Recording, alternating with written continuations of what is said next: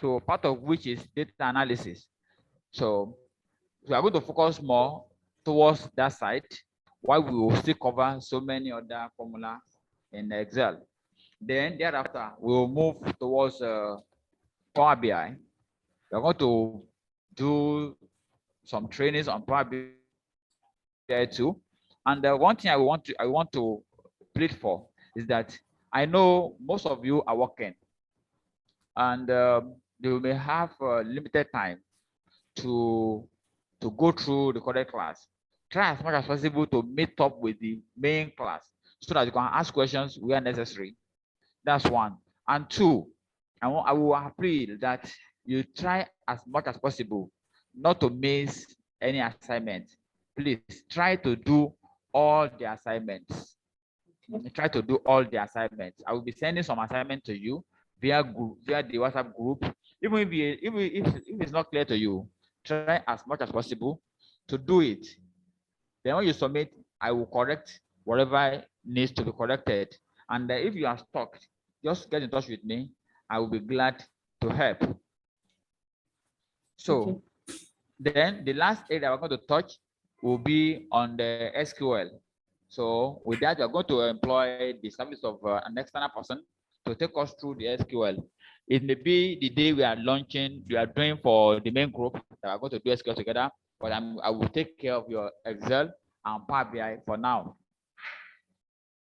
So we've started with a basic function, this basic calculation from sum, average, how to sum things together using equals to sum. You select whatever I want to select. We use alt equals to, and as a way of using the auto sum. When you select a range and you click on alt equals to, alt and equals to, you go to sum whatever you want to sum for you. Also, we have some average. We did average and the average if. Okay, we did some if on that day where you sum based on criteria. Let's see something like this. Let's say we want to sum those items that are, let me change this one to orange. Good. Now I want to sum. Okay, the first thing I did on that day, I think we sum based on the criteria here. Let's use sum if and see how it works. It's equal to sum if. You open the bracket. What we want to do now is we want to sum this range. The range, you can see that immediately you click on sum if, we have the range highlighted. So this is you want to sort. We want to sort. We put comma. The next thing after this is to set the criteria. Which criteria are we using to sum this? We want to sum anything that is greater than 40. See, we put double quotes. Then we put greater than, and you close with double quote again. Make sure it's double quote. Don't press single quote twice. Ensure it's a double quote. Then you close the bracket.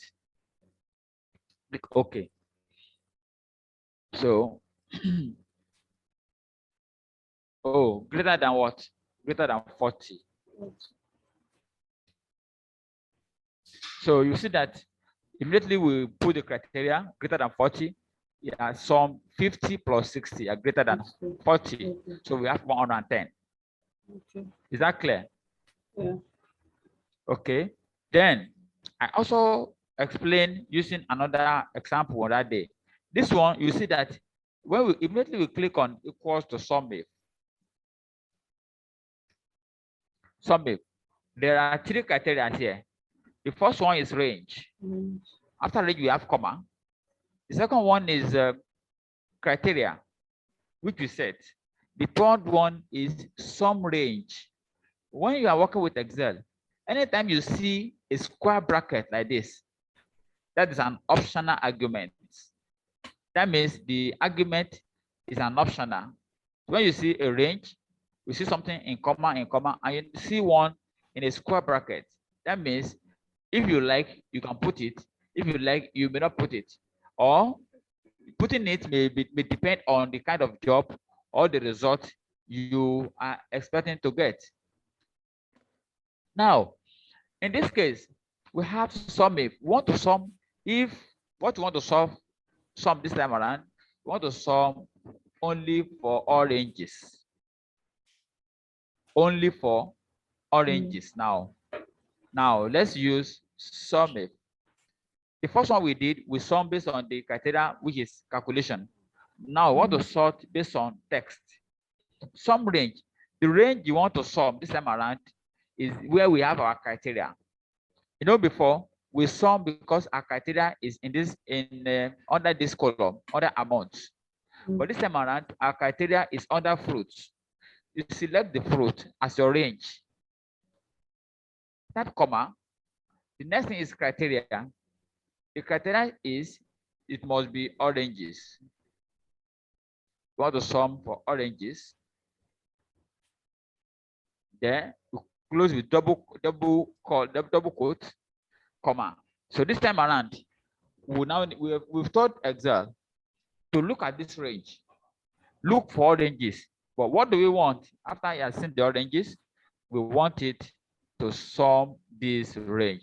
In this case, this is our sum range. Is that clear now?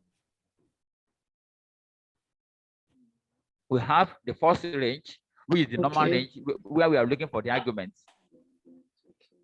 The second thing we have is the argument itself. That is, you should look for oranges. The third one is the sum range, where you have our calculation to come from. We click OK. So if you look at our oranges, we have 60 plus 20, which is 80. You get it? Yes. Good. So the same thing is applicable to the average. We can use normal average. I use average if too. The normal average is just to click on average. Just to use average, and then you select the range. And you close the bracket. Then we have the average here. That is normal average. Then we can use the average if. So also we can use median and mode, because we are in analysis class. You can use median and mode too. Let's say you want to find median. In this case, say equals to median. We have only four numbers here.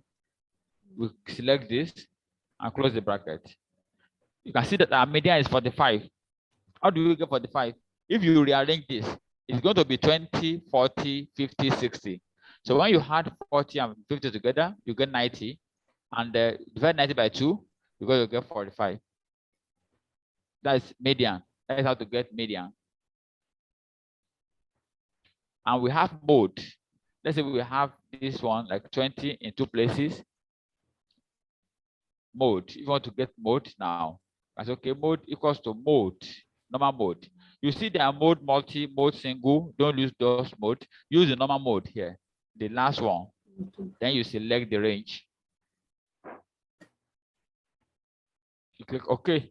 You have 20, which is mode. No, mode is the numbers that appear the most when you are doing statistics.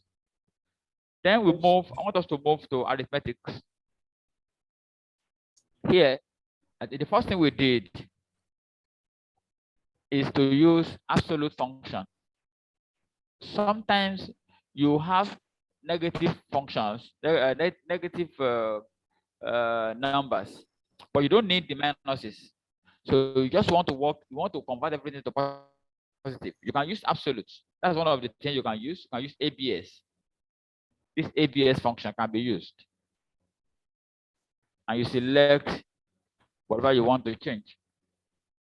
Regardless of what you have, it's going to convert it to regular positive number. Let me expand this. Because of the person that is using phone. Okay. So you see that the minuses here has been removed. When you use ABS for this, that is absolute. When you use absolute, ABS, that ABS stands for absolute. So it converts all negative numbers to positive one, and it maintains the positive numbers. Also, we have int, which is integer. The int will round down. it will round down to the nearest integer. When you use int, and you open the bracket, you select it, it's going to round down. And I think I also, on that day, I also explained something. I explained the difference between this int and the round. I think I remember I used, when you have this, okay, let's say we have this, something like this. Okay, now I want to show something here. Let me copy it again. Okay, sorry. Equals to round. There is a function used to round up or round down. But we are just using the round for now. Select this number. We want to round it up to 2 decimal places.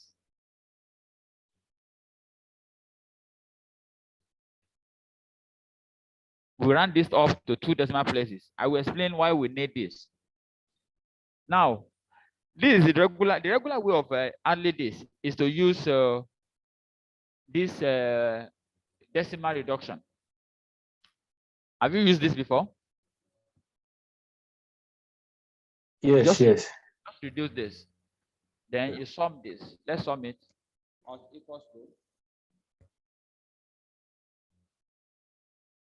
and equals to.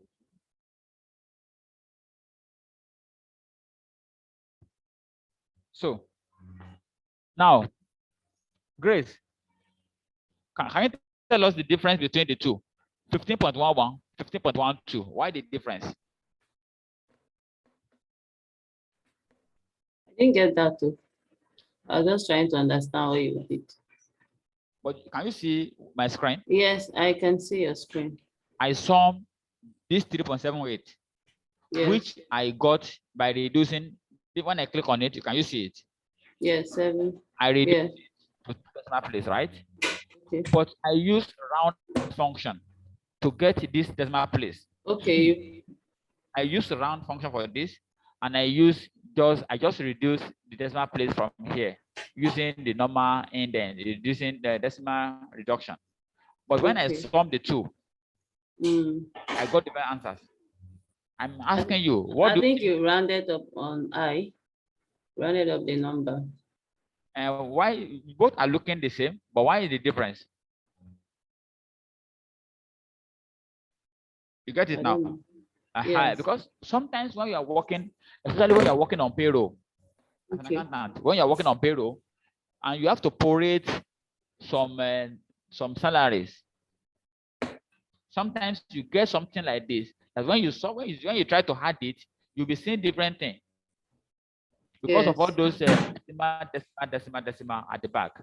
The reason is this one, this 3.78 is not 3.78, it's 3.777777. Okay. So when you have this, what you have here is 3.78. This is actual figure. Okay. Okay. This is 3.78, but this one is just, you're just seeing 3.78 here. It's actually 3.777777. Okay. That is what is happening. So in that case, when you are working on numbers that has this kind of proration, that will give you, maybe you divide 60,000 by 3. Let's say somebody just got, maybe somebody has this, by 3. Can 3 give us give us a round figure, like 3, like something like I'm looking something that give us like 4. That's maybe 1 multiplied by, use an even number. Yes, 1/3. Okay. Let's see. It's still 1/5 or 7. Yeah, something that will give us no, use an even number. Even number. Okay, yeah, 2/3. Yeah, good. Like 2/3. Yes, thank you. No, use like if you use 4 now, you will have decimals. I think you have remainders. So I think you get what I mean, sir. Yes. So when you are doing it, when you are getting your answer, let's say you have your answer like this. You have okay.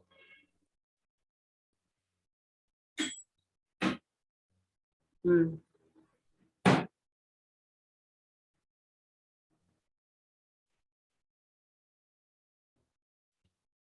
When you have your answer like this, let's say it's like something like this. What you do is, in front of your answer, make sure you put round. Okay. You put round, Okay.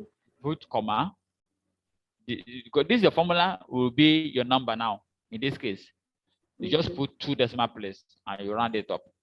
So it's going to give you whatever you are seeing here is what you are having. Since it's 2 decimal places, if you increase it now, it will be 2. When you increase, so it's just 40. No matter what to put at the back, if you don't put the round, let's see, if it's not round, rounded up, Control D. If it's not rounded up, let's see what we're going to have.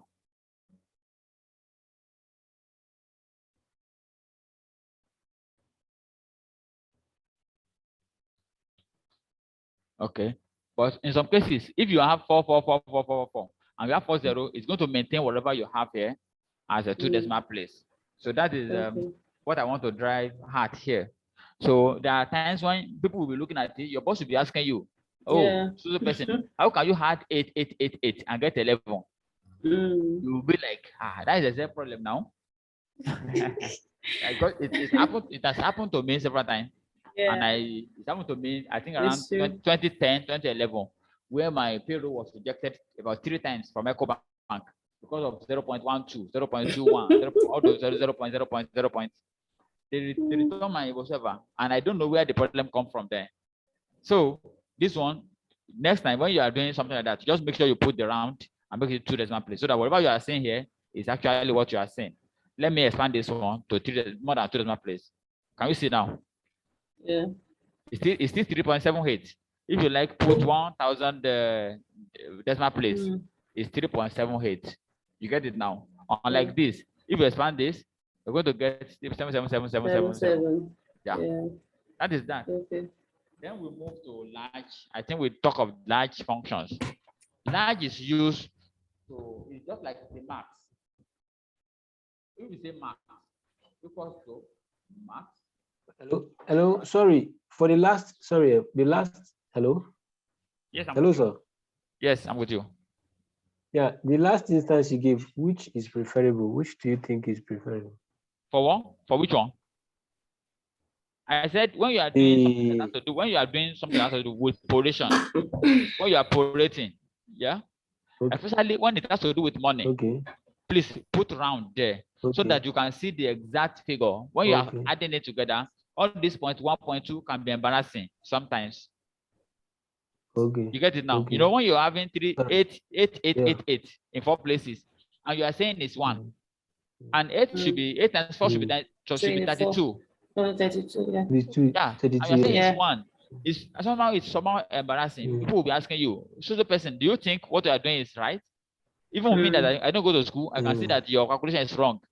But one will not be able to explain it. Especially when you have, if you have a small data like this, you can easily notice and add it. But when you have a long list and you say to somebody, the person is now using a calculator to sum it. The person is now typing the figure out 3.78. He used manual calculator to do his own. And it's getting something different from you. And they are calling you to come and explain it. What will you say? You get it now. So when you are doing proration, please remember to round it up. Round the answer up to the physical digit. If it is 2 or 3 or 1, round up to the physical digit that you see. Good. Okay. That's 1. 2. When it comes to I talk about max function, max and large. I want to treat the two together. When you use max is down. Max function will return the maximum value. Return the largest number in the set of value and ignore logical value and text. There's a max. In this number, we have 120, 978, 987. We all know that the maximum number here is 987. When you click OK, it's going to return the maximum number. This one, we use it more in analysis. During analysis, you need to find the maximum sales, the highest sales, the minimum sales. We use max often. But also we have a large function. Large function on the other way around will return based on instruction. If you want to know the highest, the second highest, the third highest, the fourth, and the fifth. You get it now. When you want to rank figures or results, you use large function instead of max, because max will only give you the maximum. But when you use large, let's see how it works. Large. We have two arguments here. We have the array and k. This k is a constant. That is what is the criteria that you want it to arrange to what you want to arrive at. Let's select the array. The array here means range. Put comma, and we want the first one. We want the largest now, 1. Close the bracket, get okay. That is the biggest number now. Let's say we want the other thing now. But we have a large again. Array again. We select the array. And we want the second largest now. I see now. So you can actually look, okay, you want to know the third, the fourth, the fifth, and the rest. You can actually use large functions to rank whatever you want to rank. And somebody asked a question during the last master class. What about instead of typing the number one by one like this, typing the formula one by one, let's say we want to write a single number that we can drag down. How do we go about that? My answer was, you have to put your answer somewhere, 2, 3, and the whatever. You write the rank that you want to use somewhere. Then the next thing you do is you write your formula equals to large. Large. The array is there, right? And you put comma. So instead of typing 1 now, you select 1 here. And you close the bracket. Click OK. You copy this down. Something will happen. Can you see? There is error. And I explain what led to this error on that day. If you look at this, that is what we are going to learn under the reference here, under this fourth sheet. That is referencing. You know that when you copy formula down in Excel, it will copy down, it will follow it one by one. This one is showing this range, which is 825 to 30, and it took 1. Okay. When you come to 800, you can see it has shifted, the formula has shifted down, the range has shifted down. Yes. If you come here, it has shifted down. So how do we protect this from shifting from one place to the other? That is called absolute reference. You select the formula, the range rather. There are 2 ways or 3 ways to this. The first way is either to use table. The second way is to name the range. But the third way that you use most often, when instead of creating name or other, is to use absolute reference. You just press F4. F4. When you select the range, you press F4. Sorry. Press F4. I want to expand it so that you can see it very well. F4.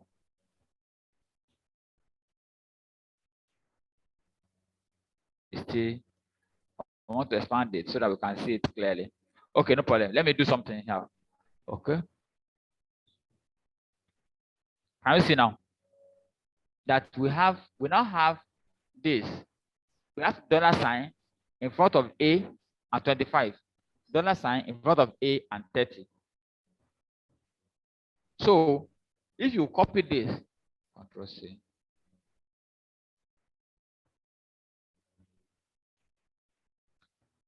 If you copy this down now, you see that it will maintain everything. The range will not move, because what we have done is we have instructed Excel to keep the range, both the column and the row as it is. Should not change. That is the meaning of this $sign in front of it. I will explain that one when we get to reference, absolute reference and mixed reference. Have you tried it now? Have you tried it on your system and it works? This large function. Should we just press S4 and the dollar sign will appear? That F4 on top of your keyboard. F1, F2, F3, yeah. F4. Yes. Okay. When you select the formula, then you click F4. Okay. Okay. Is it showing? No, I'm just jotting down yet. Eh? I'm jotting down first. Let me. Okay, just It select. helps me. Just to do something like this. Are you on your laptop? Yes. If you don't have that, just say. Go ahead. Let me see. Just say equals to select any cell and press F4. Yeah. Okay. Just okay. equals to any cell. And F4. Okay. Is it showing? Yes. The reason why I'm asking is this. On some laptop, the F4 will not show. It will not bring dollar sign. You have to press the function, that Fn on your keyboard before you press it. In some laptop, you have to press the F4, that Fn, that is function F4 before it works. So since it's working your home, that means you only need to press F4. Yes. So that is it. That is called, that is how to use large function. The opposite is small and minimum. Min is the opposite of max. Equals to min, open the bracket, select your range, close the bracket. Min is 100. That is the minimum.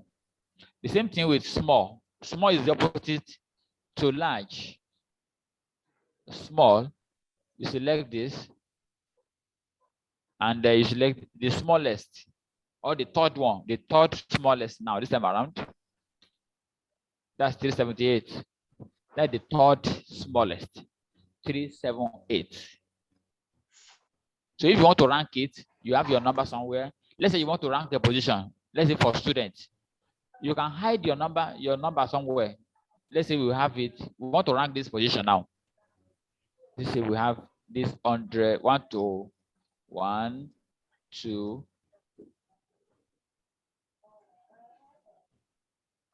You can hide this. You may not see. Equals to small. Small. The array is this. F4, comma. You select this, and you close the bracket. Click OK. Copy your formula down. It works. Then you hide this. So people will not know where your formula come from. You can hide this, and your range will show. What they will be seeing is first, second, third. This is what they will be saying. Meanwhile, you've hidden where you put your secret, and your results will be showing outside there. Those are the areas I want to show you on the arithmetic analysis. Then we move to number formatting and text formatting. Number formatting and text formatting. I know we are familiar. You are also familiar with this. So you are familiar with bold, indent, underline. So where we have, where I want to explain something is this. I will explain something under this border, which possibly I don't know how often you use it. All this border, we know how to use them. But there are things we can do here. Number one, you can change your color. If you want to change the color of your border, you can actually come here and select any color you want to change. And you can change the style. You can change your style, dotted line, straight line, double line, depending on what you are working on. You can always change all this. Let's say you want to use this dash. I want to use this dash now. If you click on it, let me go and select it under this now. You see that it will change the line. Can you see the line has changed now? So with that, you can change your dotted. You can change whatever you want to do under this table. Also, let's say you want to change the here to what is The line, I've talked about the line, the thickness. Okay, good. Let's leave that. The font, this you are familiar with this. This one is to fill a space. You can fill a space with this, and you can change font with this. Change what you are typing in it. You can change any color. You can choose any color you want. I want to make it blue. Let's make it blue. I think you can see it. It's changing to blue. This one. So those are the fonts area under the formatting. And I also explained how to use this top align. Let me explain that again. This one you can see is in the middle. Can you see where we have it? We have this one, middle alignment. If you want top alignment, you can use top, use down, use middle, top. If you have left alignment, this is left alignment.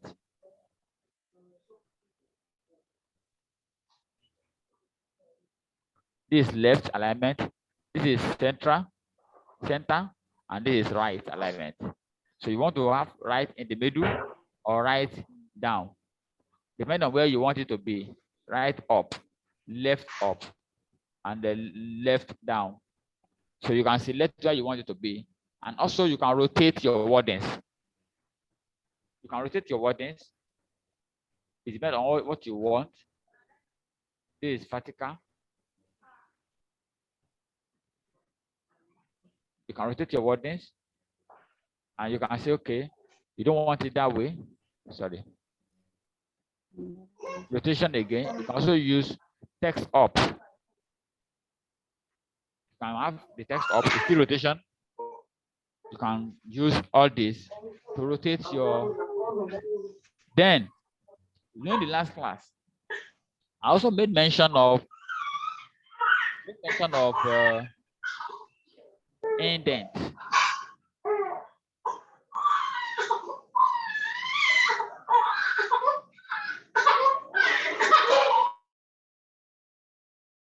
So I made mention of indent in the last class. How we use indent is this: when you have something that is a subset to another. I use the example of gender.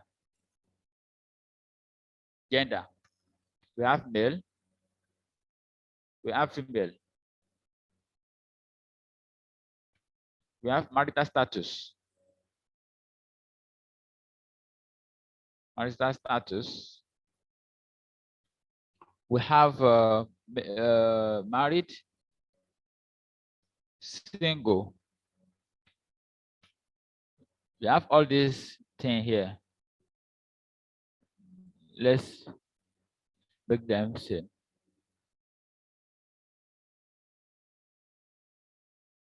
Okay, we have like this. See that sometimes you want this one to be under gender, and what we want is this to be under marital status. But when you look at it like this, it looks as if they are just like as if they are all on the same. They are all the same. So what you do in this case is this: you can use this indent to make it a subset. You see that when I click on the indent, it started moving to the right side, and you can put this, use the same indent to move it to the right side too. So with this now, consider if somebody is working on this, you're already aware that this and this are subset of this. Male and female are under male, and instead of using tab, most time you use tab. If you use tab, it's going to show on your keyboard, on your formula tab. Look at the male here, click on male. What we have here, there's no space in front of it. But if you use tab, it will show. Use male, and you put tab in front of it. You see that you have the space here, which when you are working, you may forget to clean it. And when you have this kind of space, it will affect your analysis because Excel will see the spaces as part of the letters or whatever to analyze or to recognize. You will see that later when we get to the data cleaning. So that's how to use indent. Then we talk of text wrapping, how to wrap text, which I think most of you are familiar with also. The text wrapping, when you wrap a text, you have a text in somewhere and you want it to fill in into a particular range or a particular cell. Just click on the wrap text and you're going to have it just like this. Then similar to that, we have what is called shrink. Shrink, press Ctrl+1. Press Ctrl will give you your format cell. The format cell is here. You have it. This format cell that you see here, if you click on this font, it's going to take you there. If you click on this, it's going to take you there. If you click on this, because that is the format, that's where you do all formatting in Excel. That's where you do all kind of formatting in Excel. Now, here we have alignment. You want to work on alignment. Instead of wrap, you may decide to shrink it. When you shrink, when you click on shrink, you see that all the text have been shrinked into this particular cell. That is how to do shrink. There are times when you don't want to wrap it, but you just want to reduce it. Let's say we want to reduce this. Want to reduce this text color. Text color. Just come to this place, press Ctrl+1, and you click on shrink. It will still reduce this font, but at the same time, it won't reduce it. It won't wrap the text and expand this place. Let's say we have like 2 or 3. The difference may not be too noticed. So not every time you wrap. There are times when if you see that the gap is not much, you can just shrink it to make your row even. As you have text appearance, text column, everything on that row. By the time you wrap it, it will become, some will become bigger. But you can decide not to wrap. Not every time you wrap, you can just shrink it and it will fill in into the cell where you have. That's how to use that. And also, I made mention of merge and center that day. The merge and center. Most of the time, when you are working on a project, most people like this merge and center. You like it, you just click on this and you merge and center. You see that all the other cells are gone. All the cells are gone. We only have one cell. Now, but for me, there is another option that I prefer. Especially when you have summations down. Maybe you sum 2 columns, you have summation here, you have summation here. Sometimes when you want to insert column, it gives you problem. Especially if you are working on maybe workbook that somebody has worked on before, and you want to now insert a column, delete a column. This merge and center can give you problem at times. It will tell you that some cells are matched together or whatever. So instead of using merge and center, I would recommend that you use center across selection. Press your Ctrl+1. Now, under this horizontal alignment, click the arrow down. You see center across selection. When you click on this, let's see what will happen. Click on this and click OK. What happened? You can see that it has center across selection. It looks like a merge and center, but it's not merge and center. It's actually each cell stand on its own. So even though you can see it as if everything has been matched, but you will see if you place your cursor on it, you see that each one stands on its own. We have them as a separate cell, but it's doing the work we want it to do. So if you know that you're working on a project whereby you may need to insert column or remove or delete a column or whatever, it's always advisable to use this merge and center across selection. So you can also, under this merge and center, you can use merge across, merge cell, on merge, and then you can also merge and left. After you click merge and center, let's say you want to merge. Let's merge this.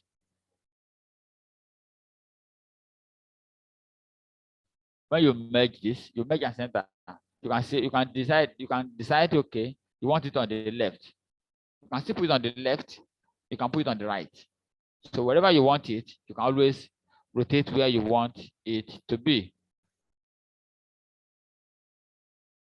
That is the context function. I think I've covered everything on the text function now. Before we move to number formatting.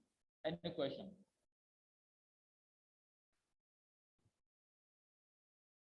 Any questions so far? If there's no question, just type N in the chat box. Type N for no. To be sure that there is no question. If you are hearing me, type N in the chat box. N, chat box, good. Okay, thank you. Now I want to move to number formatting. All these are the beginning that we need to know. So when we are working, we won't be having problems with this. Press on Control 1. You see all formatting rules are here: number, alignment, font, border, fill, and protection. We have number. The first thing we have under number is general. General. This is just a general number. Let me use this number down here as example. You have these numbers here. Just click on this number and click on Control 1. This general number, 24,550. No format. There's no format on it. It's a general format cell, have no specific number formatting. So the next thing we have here is number. Number formatting. This is where you can use your comma separator, decimal place. As in real number, you can format it the way you want it. This one will look like a number, unlike the first one that is looking like a text. The first one is looking at 24,550. You don't know whether it's 24,000 beds, 24,000 rupees, 20,000 fan, or whatever, or 24,000 votes. But now we can see that this is 24,550, which is number. Now, click OK. So you're going to see it as 24,550. You can see that this is different from other ones now. That is number formatting. Then we have this next one we have there. Control 1 is currency. What we have here is just this.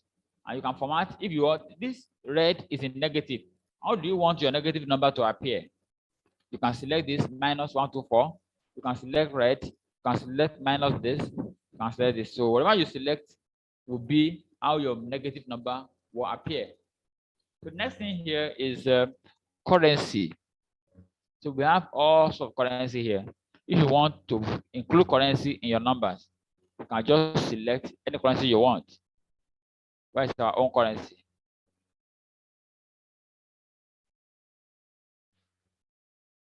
Have N. We have N for Naira. Click OK. So you see that we have our number formatted as Naira now. But if you look up here, we have this Naira. But if you look up, there's no Naira in the formula tab. This is what I mean. You can see that what I said now. This 1111, all this 1111 under normal circumstance should be removed. You should make sure that they are in round. Make sure if there is formula that you use, you make sure that you put them in rounded whatsoever for 0.2. That is the best way to undo this. But let's move on with this formatting here. So we have this 10.999 as in Naira form. So let's check the next thing after currency. Control 1 again. Now this time around we have accounting. After number, currency, the next thing is accounting. What is the difference between accounting and currency? I want to use the same number, I want to use the same formatting. Let's use the same Nigerian naira.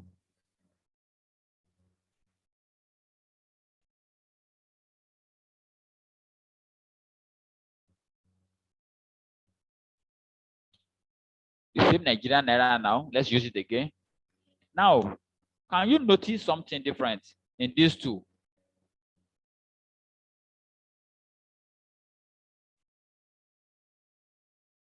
You format this one in naira, format this in naira. Who can tell me what is happening here? You can unmute and talk. Why is there a space between? Is that what? I can notice a space. You can notice a space in between Yeah. accounting formats. This is Okay. currency format. And when you are writing in accounting, when you are writing naira or dollars, it has to be separate.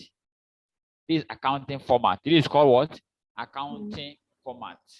When you have your value separate and the format separate. Can you see now? This is the normal currency way of writing currency. So when you see these two, anytime, you might be able to differentiate the kind of format that is placed on it. That's what I want to show you there. That's why I expand the two so you can see it clearly. It's the same naira, but they are formatted in a different way. And if you look up, you can't see your naira on it, but it's just a format that has been placed there. Then the next thing, control 1, we have here is date. Date. Looking at this payroll, if you look at this payroll very well, this is employee name, department, status, and hire date. But this one is not looking like a date. This hire date is not date. This is number. This is general. What do we do to solve this? We need to format it as a date, which can be done by changing this format. After number, currency, we have date. You can select short date. Oh, this higher date is 8/6/2021. The meaning of these numbers is this. These numbers, exact numbers start calculations from January 1, 1900. All calculations, all these numbers is telling you that this 8/6/2001, this is show that this is 37,050 days since January 1, 2001. January 1, 2001, January 1, 1900, that is 1. January 2nd, 1900 is 2. January 3rd is 3. January 10 is 10. Up till the first year, the second year. So the number started, all this number, all the dates has their own numbers in Excel. 1, 2, 3. If you type your date of birth and you format it as general, you will know how many days is different. The date, your date of birth, how many days has passed between 1900 and the date of your birth. So in this case, when you have a number, what you just do is you just use control 1. Use your control 1 and you select date formatting. So you have all sorts of dates, other formatting here. You can select which type of date you want. You want it like this, and click OK. Now, before we leave this place, I want to show us how to do custom formatting on this. Control 1. We've selected a date, and you can see that this is a date. Under this sample, the number we selected is telling us that if we select general, this is how it's going to look like. Naira, currency, accounting, date. So you can select what form of date you want. Now, if the date you are looking for is not here, what do? You go to custom. You go to custom. You see the type. This is the type of date we have here. You can say, okay, you want to change this date now. You want to change this one to this is YYY MMDD. You can say, okay, we don't want YYY MMDD. We we want DD, YY. You can see when I click on DD, it's showing me sample of what I'm likely to get. DD, YY. Good. I click OK. 8601. Now let's do another one again. Control 1. We select our date. Now this is date that it has selected, but we don't want it. We go to custom. This is DD, YY. We don't want it a slash. You can say dash. You can see that this is what I've done. It has affected it already. I change 1 to dash and leave 1 as a slash. So whatever you are doing, you'll be seeing the sample here. When you are doing custom formatting, you will see it. As you are doing it, you'll be seeing it on the other sample. Unless you did not select the cell where you have the whatever. Okay, but we don't want like this. We want it like this. So M 3 digit 3M. Consider it's changed to APR. When we make it, and when we want to make this one, maybe like 2Y. Click OK. That's formatted it to what we want. Control 1 again, and that date. Let's say we have something like this. Custom. I want something like this. I want the custom.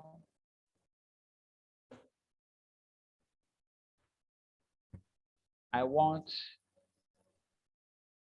four other ones. I want D, comma. Can you see when I change DD from 2 to 4, if I make it 3D is son. If I make it 2D is 19. 3D is son. 4D is Sunday. Can you see? That's how to manipulate date. Sunday, 19/7/2009. And click OK. So you can always go there and change the format by using the custom format to do your formatting under date. So also time too. Just like we have date, we have the same thing with time.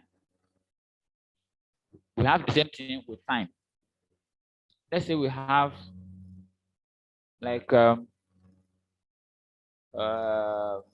okay, let me put points. When you see any point, that is time.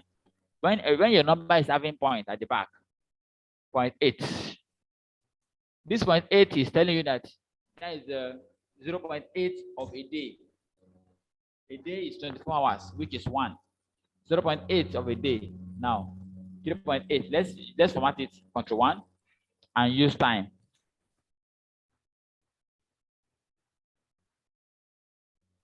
That is 1912. That's about 19 hours out of 24 hours.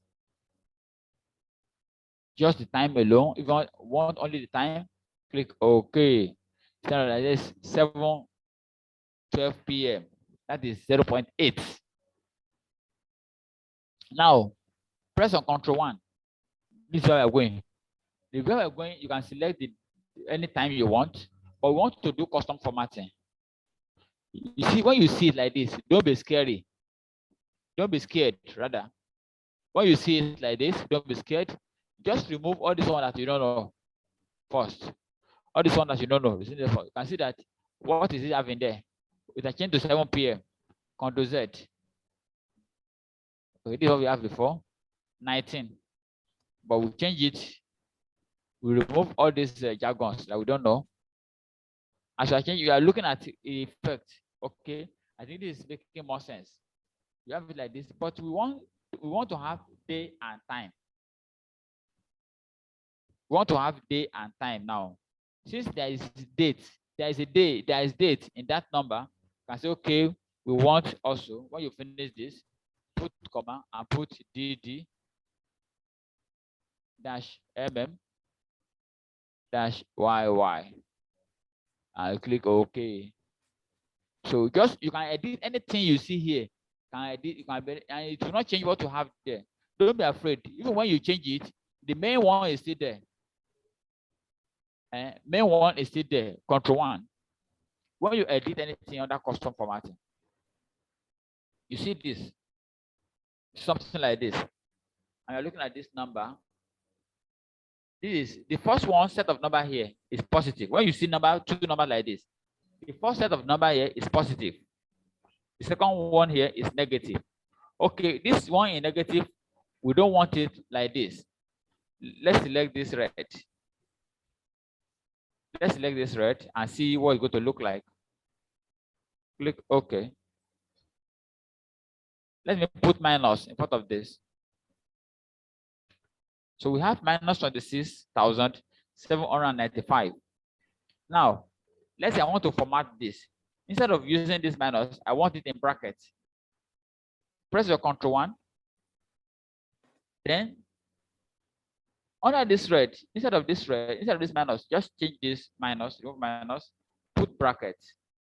You see, the moment I put brackets, what happened? Under the sample, you see the bracket sample, open bracket here. Then let's close the bracket. Okay. Okay. Now you can see that the format, it has been formatted with the format that we just gave now. So whatever you want under this, you can always try to check it, use the column formatting, click on anything you have there. You see that everything that I've done is here. This is what I've done now. This is the last one. This is the one I did the other time. I did this. I did this. So meanwhile, the main one are still there. So whatever you edit, anything you edit will not change what you have as the main option here. So even if you are wrong, you go back to the main one. There are still the main one on the main dashboard. You can still go there and correct it. So don't be afraid to try it anytime. Then we'll have next one is percentage. The percent here. This percent here and the one on the dashboard there on the tab. This number formatting tab here. They work the same way. So when you are typing, when you are working with decimal, we have 6 divided by 7, which is in decimal already. Oh, this is a date. Change it to a number by just clicking this. We have equals to 6 divided by 8. This. Now we have something like this. You can just click on this. It will multiply it by 100. When you click on percentage here, or you use the percentage under Control 1, if you multiply your answer by 100. So if you know that you're not going to multiply anything, that means you are going to use the percentage on your keyboard. That's what you have on 5. Let's say you have 75, and you just press 5%. So if you type 75 and you click on what you have on your home tab, you're going to turn everything to 7,500. Let's see. Click on this and select this.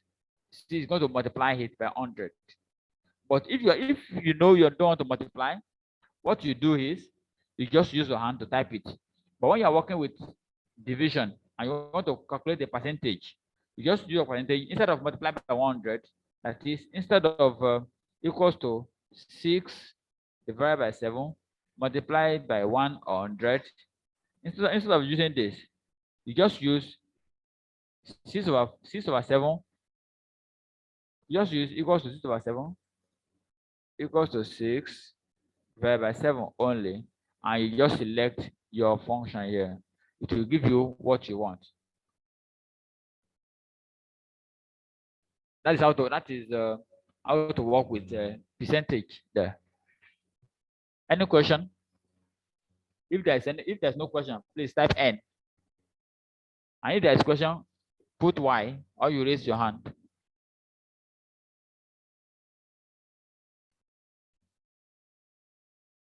Put N on the chat box. N. Okay, good. What about Sam? Any question? Question, no question. You can go ahead. Okay, good. Now the next thing under this formatting, we have the number formatting. Let's say we have, let me press Ctrl 1 again. We have the scientific formatting. Okay, special number. Let me explain how special number works here. Let's say you want to type a security number, a check number, a phone number, and the rest. I think we're supposed to have a phone number here. You have a phone number here. I think we're supposed to have a phone number. What's happening? A, B. I think we're supposed to have a phone number. Okay, we don't have. Let me create a column for phone number. I want to explain something here. Let's say we have 0708906 this. What you see most of the time is that the zero here will not stay. The zero here will not stay because zero, when Excel is working, when you're working with number, Excel does not recognize the initial zeros. The only thing you can do here is to use maybe the small apostrophe and put 0 here. So it will convert it from number to text. This one, it can work like this. Or you have 070, this, 1, 2, 3, 4. Good. You have this, it has gone up. You can press Ctrl 1 and click on text.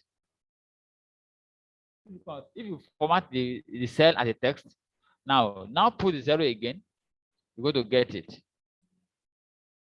It has converted them to text now. But instead of this, there's a custom format you can use to get it the way you want it. Let's say we have the same number here. Is 09089 this 1, 2, 3, 4. Now we have this number. Now you go to your format, Ctrl 1, click on Ctrl 1, go to custom formatting.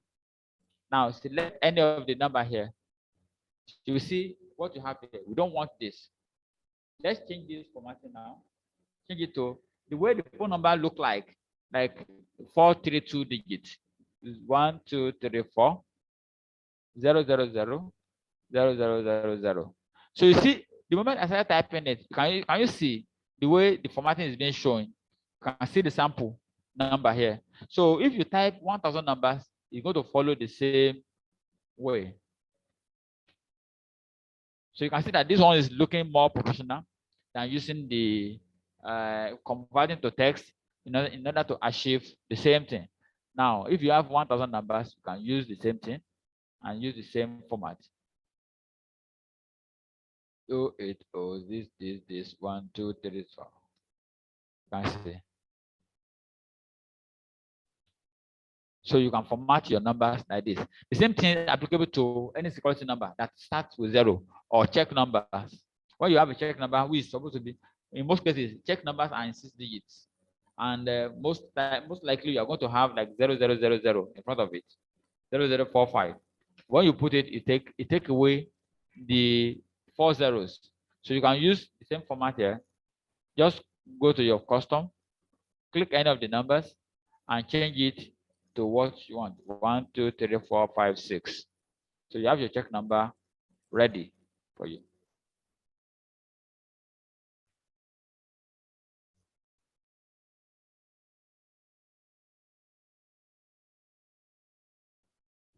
Then we'll have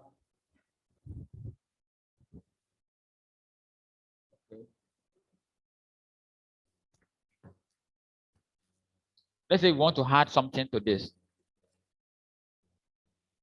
We want to format your numbers. You have the numbers in the thousands, but you don't want it to show too long number. You just want to limit it and put let's say like K. We have 5,908. Want to format this thing to just show 5K or 6K, or let's say you have 5,900,876. We don't want it to show like this. We want to show just 5M. Meanwhile, the actual figure will show in your formula tab, but in view or in printing, you only want to show either the K or M, or to reduce. When you are working with financials of multinationals, you see they put Naira sign apostrophe 000 at the top, and you see all figures under it, which is telling you that everything you are seeing under here is related to 1,000. So you have to calculate everything in thousand. If you see 1,000 down, you must know that it's 1 million. You must add the 3 zeros to it. How do you format that in Excel? How you do that is this. You click on your number, click on number formatting, Control 1. Now you see, when you are formatting this kind of thing, select a 0 or any numbers you have here. Let's remove it. Change the 0, comma, comma. Then you put double quote, okay.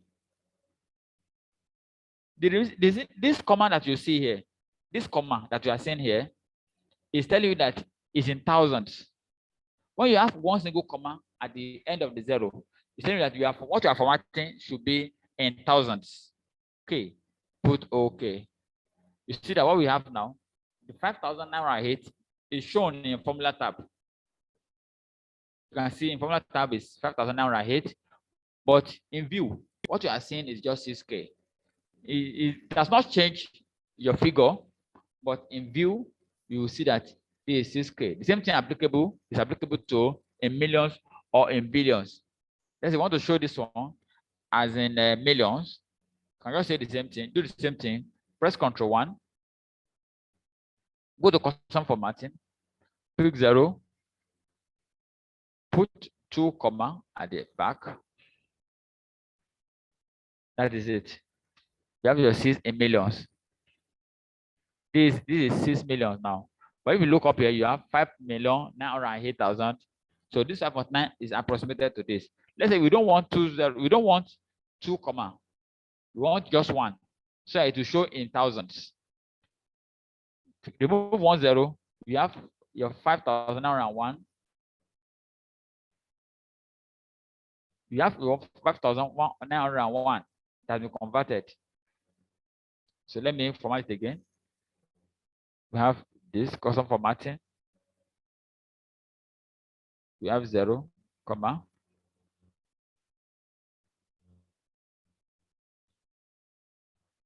That's 1 comma. That is it.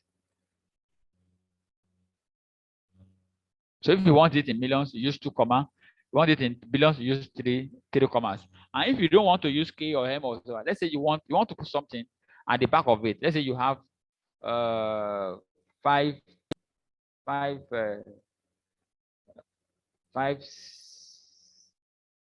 bowls or 5 balls. You want to put balls at the back, you can still put it there. Just come to this place. Ctrl 1.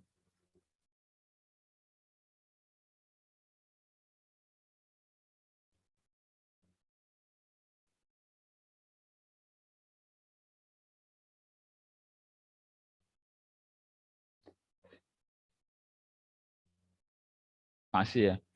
So once you put it in double quote, once you make it a double quote, open and close, whatever you put there will appear. So this is 5 balls. But if you look at the formula tab, what you are seeing is just 5. But it has been formatted to see 5 balls. So there are times when you want to show something like this, instead of cracking your brain, you just go to custom formatting and you format this. Then, so I will just go through this, and I'm going to leave this one as an assignment for you. So you format this. You're going to format this. You're going to put phone number here.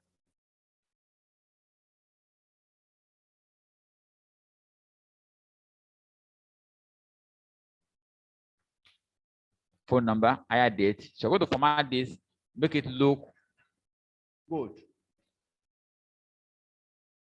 Then fill. Okay, before you go to fill, there's something I want to show you here. Let me open a fresh sheet. Okay. Sometimes you don't want to show your grid lines. You just go under your view and uncheck your grid line there. Or let's say I want to format this particular area. You may decide to hide part of your workbook, your worksheet. This way I want to use.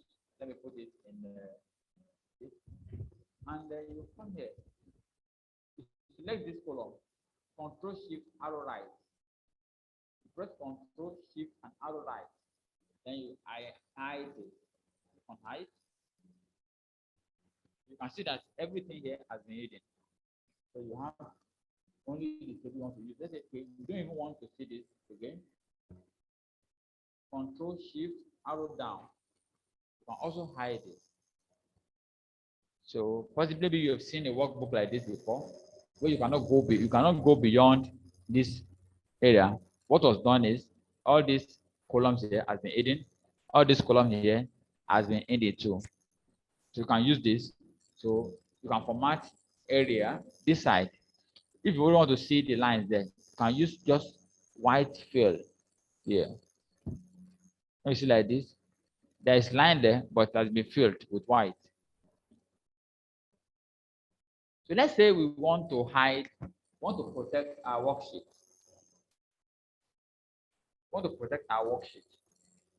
You have an invoice or a template. Let me look for a template. Um, let's say we have something like, let me look for an invoice and bring it. Invoice.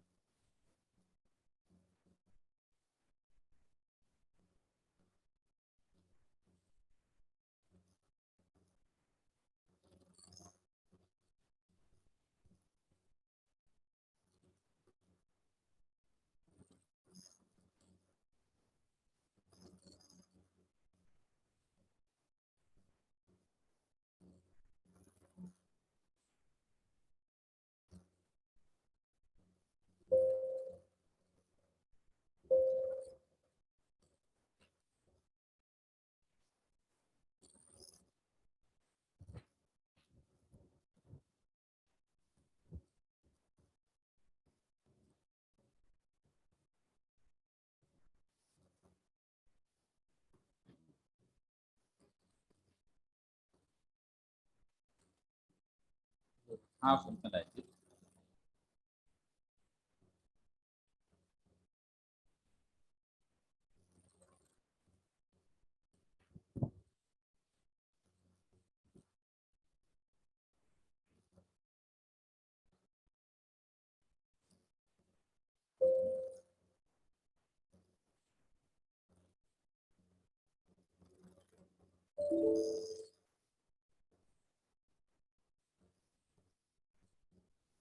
Okay, let me just use this as an example.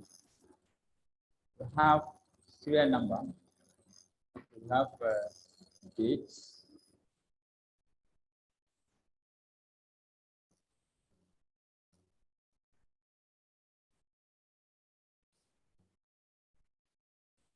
Address.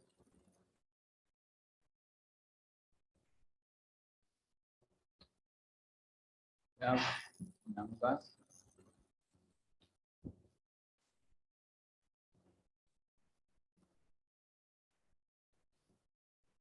We have invoice numbers.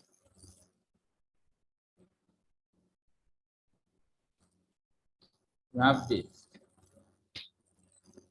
Then down here we have serial number, quantity, description,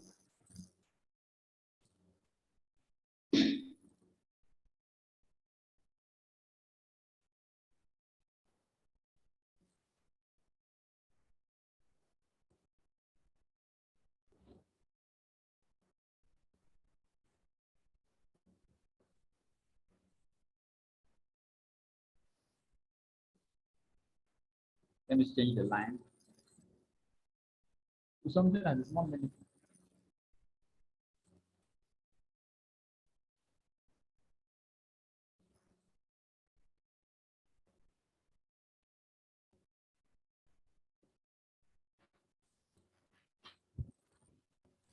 Let's say we have this, something like this. Let's come back to this. Now, we have student number, quantity, description, rate, and total. So we have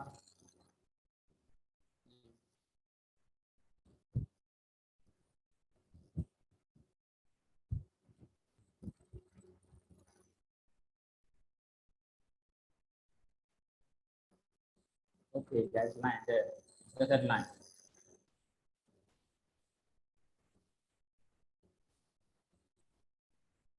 I want a line that will show very well.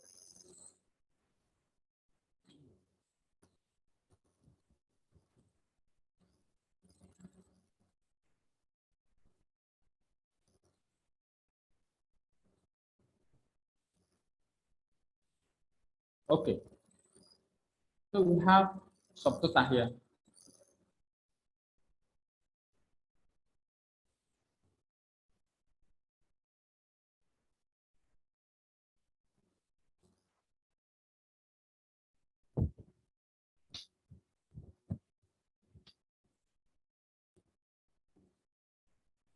Total. Okay. I want to use this one to explain how to protect your worksheets. Because that's still part of formatting. Control S. You have control 1. There are 2 steps you need to take when you are formatting worksheet, when you are protecting worksheet. Number 1, when you click here, you see locked and hidden. If you click hidden, that means, and you protect worksheet, whatever is written there, you will not be able to see what is written there unless you click on that cell. Let's check it. Let's click on hidden now. Click on OK. You can see that you can see description here. But let's go to our view. Sorry, home tab.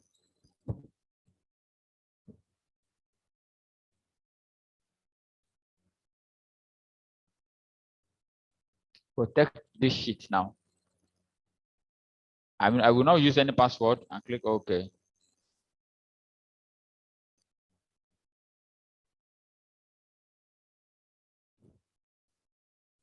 Click OK. Yes. Let's use formula.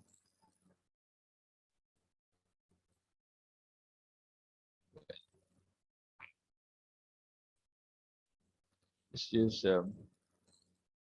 on protect sheet first.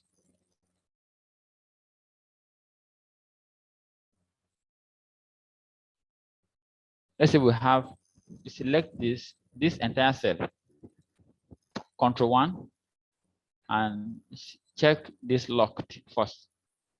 Click OK. Now, you see that you can still type in these cells, all these cells, you can type there. Nothing will happen. But let's say we want to protect, we just want to protect the cell and keep some places unprotected. Protect worksheet and click on OK. So if you try to edit anything on this worksheet, you cannot edit anything. See that? That is, 2 things have been done. The first thing is, under your formatting dialog box, make sure that this locked cell is checked. Then you protect the worksheet. But if you want to read, you want to leave some places open so that whoever is working can work on it. For example, let's say this is an invoice. You don't want anybody to generate date. You want the date to come up automatically itself. Let's say we have the day to be equals to today. For bracket and close the bracket. Click OK. We have today's date to be this. So we want this place to be locked. And we want this total column to be locked. Meanwhile, the names, you can type the date, the name, the phone number. We will leave this place open. If you want to automatically generate invoice number, we can even code this place too. But let's just leave those places on. Let's lock this place. Let's lock this. This place, you don't want it open. Now, go back to your control one. You select this range. This range that you want to type, where you allow people to type, click on control one, and you remove this checkbox. You remove this checkbox here. So when your workbook is protected, those cells that you selected, by the time you uncheck this place, will be left open. It will allow you to edit. Come to this place also. Under the name, phone number. Let's do the same thing. Control one. Uncheck this. Click OK. Then invoice number. Control one. Uncheck this and click on OK. Now, let's now protect our worksheet again. Click on OK. Now, you see that you can type invoice number 543. But let's type the date. Now, if you are typing, here you have, oh, okay. We've not put formula here before. Let me unprotect it and put formula here. Here we have equals to, if equals to, don't worry, equals to, if this quantity times rate, if this is greater than 0, is not equals to 0, comma, put it as this times this. I'm going to explain this when we get to logical functions. Otherwise, empty. I'll copy this down.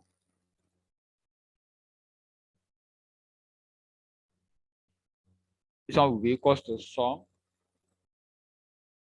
for the bracket and sum all this total to close the bracket. Then we have VAT to be equals to 7.5% multiplied by this. Then we have this one equals to this plus this. Okay. Now let's protect the worksheet. Okay. Click OK. See that number. You can edit this. Quantity is 4. Description. Let's say cement. This is bag of cement. Bags of cement. Rate 500. Consider immediately it fill in this place, but you cannot edit this place. Can't edit it, but we want it to automatically generate the total itself, so that nobody can manipulate the figures there. The only thing they can type is just to input the amount, what the person has bought. The rate will be allowed, but you can protect these areas where they can manipulate figures. You can limit this place. So that is how to protect worksheet. The same thing with workbook. When you protect your workbook, what you are doing is that you want to protect the structure. You can type, you can do anything, but you cannot change the workbook from, if it is 10 sheet, you can't change it to 11 sheet. If it is 11 sheet, you can't remove any worksheet from it. Let's say you want to add a worksheet here. Right click this, you see that there's nothing here again. All this options for insert, delete, rename, view, copy are protected because this workbook is protected. Now, going back to the previous one, Control 1. Let me unprotect it first. Control 1, hidden. Click OK. And now let's go back to the protect worksheet here. We want to protect the formula cell.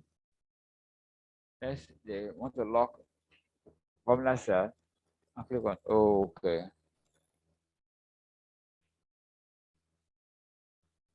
You see that when I click on this, check the formula tab here. You cannot see anything here. So nobody can know the formula. Which formula I used to arrive at this 2000. You see that it's been hidden. So that is how the hidden works. You click on this, you can see that there's nothing in formula tab.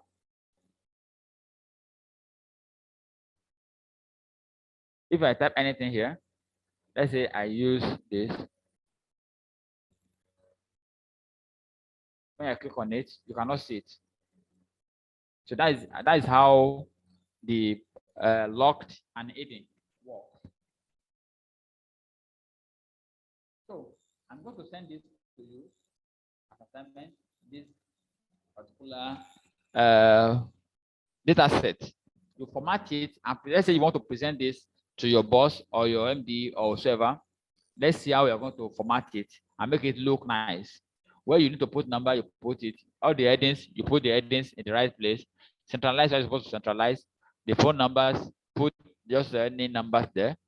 The numbers, the names, format it as it should be. So that is that on the number and text formatting. Any question on that? Yes, from the beginning, when you're talking about how to protect the sheets, Okay. can you just read a little light, just generally? You said? You're a bit fast. Protection of the sheets. Okay, on text, on worksheet protection. Yes. Okay. Just an overview. Okay. You don't understand how it works, right? Okay, Yes. when you want to protect worksheet, I said there are two things you have to do. Okay. The first thing is select the range. In most cases, you have to select the entire worksheet like this. You see, I go to the edge here where we have A and 1, where they meet. This edge. I click on this edge. You see that the entire worksheet has been selected. Then I press Ctrl 1. Get it now? Yeah. Sorry, hold on. Let me unprotect it. It's already protected. Select it, press Ctrl 1. So you see number, alignment, font, border, fill, and protection. Select protection. Okay. And make sure you check locked. Okay. You must check this locked to protect your worksheet. Now, when you lock it, read what is there. Is there locking cell or hidden formulas? Has no effect until you protect the worksheet. That is it. This lock cell, this thing we've locked will not work until we do what? We protect the worksheet. Yes, that's how it works. So you go to your review tab, change the group and protect the sheet. Let me click OK. We've locked this place, right? Click OK. Yes. That is the first step. Second step is this. Go to your protect sheet and click protect sheet. So you can put a password if you like. Click OK. Now, what we have done now, we've protected this worksheet. Nobody can add anything unless the person has the password. Nobody can add anything. Who can do anything? Who can do anything? Is that area clear first? Yes, it's clear. Good. Now, and I say, okay, let's say you have a form. Let's say a form or an invoice. But you want to leave out a specific portion of it so that people can type in their name, their phone number, while the other areas will automatically generate the remaining. You don't want them to edit that form, but you just want to leave the area they are going to fill for them. You get it now?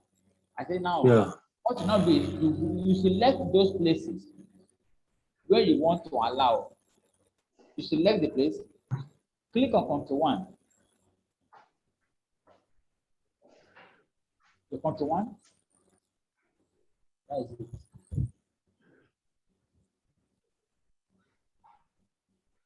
Okay. It's still protected. Let me remove the protection.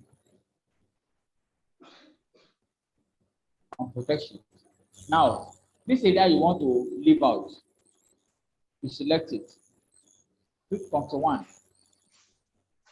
Then under protection here, you will remove this. Can you see now?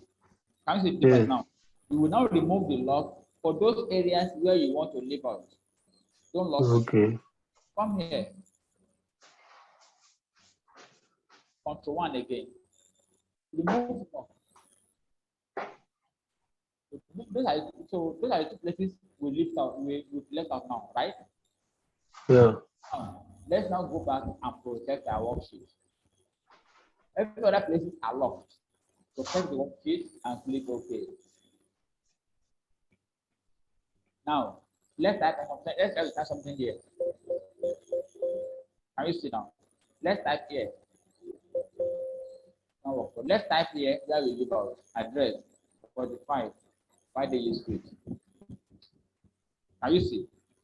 This they allow us to type in. That is how to do that. That is one.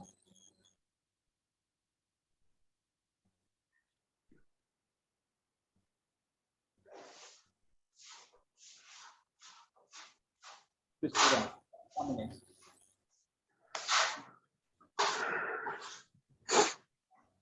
Is that clear, Sean? Yeah, it's clear. Have you tried it on your system? Yes. Okay, good. That's how to. But you also explained something on how to kind of copy a particular section and then have only that pasted.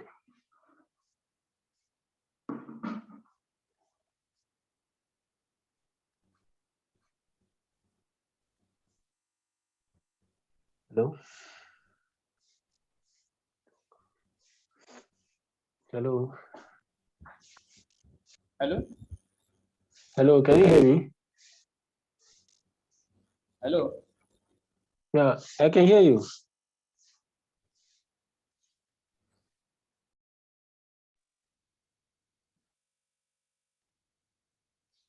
Hello?